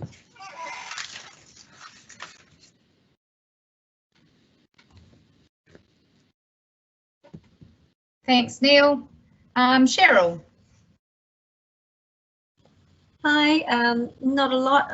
There was an old historical precinct meeting which I was unable to attend. However, they've sent out basically some kind of a questionnaire that is really for the Guardians of the Lake Dunstan, and we've completed that and sent that away yesterday to them. They're just collating information. And apart from that, I've had just the phone call from Gary Kirk, which was keeping us up to date with what is happening with the Cromwell Community House, and that's about it really. Apart from having involvement with or attending the weekly meetings that we've just been having, the catch-ups we've been having with council, and this morning with Julie for the Three Waters and Sustainable. So that was that. That's what I've been up to. Yeah. Thank you, Cheryl. Tony. Oh no, just went to that Bannockburn camping ground meeting, and then I was also approached by a Bannockburn local or a couple of people about a subdivision up the top of Hall Road that's been granted by the council. But we've managed to find out that it was they didn't have to be notified, so that they're all happy now. And just talking to a couple of old ladies that are at the councils, looking, just keeping with the COVID-19, talking to them, make sure they're all good. And I was also approached by a local from the Shortcut Road to wondering if there's any, the council can put any more 50k signs up or speed signs up in that old Shortcut Road, because the people are still going like hell around there. And that's about me. Thanks, Tony. Yeah, we did talk about Shortcut Road last time, didn't we? And we can find out what's happening with that, I'm sure. And last but not least, Robin. I didn't do a lot. I went to a Pies and Moorings town meeting, and the only thing we really discussed there was that they're quite keen on forming a park at the very northern end of the conurbation, and but COVID-19 has put a stop to that, and I haven't heard any more. And I kept in touch with my my ladies in the old people's home, and that all went well. Thank you very much. Thanks, Robin. So I'm happy to move that the members' reports be received. Can I have a seconder? Thank you. And that takes us to the date of the next meeting, which is scheduled for Tuesday the 30th of June 2020, which hopefully will be back in chambers and not us all sitting on uncomfortable chairs at our desks wherever we are at the moment. So and that takes us to our next item, is that the board is moving into closed meeting. So I'd like to move that the board move into closed meeting in accordance with section 48(1) of the Local Government Official Information and Meetings Act, and the particular interest or interest protected by section 6 or section 7 of that act. So can I have a seconder to move us into closed meeting, please? Werner here, happy to do that. Thank you. Thank you to everybody who has watched our live feed of our meeting today. It's been quite a mammoth length of meeting, and we appreciate that you coped with our adjournment in the middle of the meeting in order for us to all see the news that we will be moving into alert level 2 as of Thursday, which is, I'm sure, good news. So thank you to all of those people, and we will now move into out of our live meeting and into our closed meeting.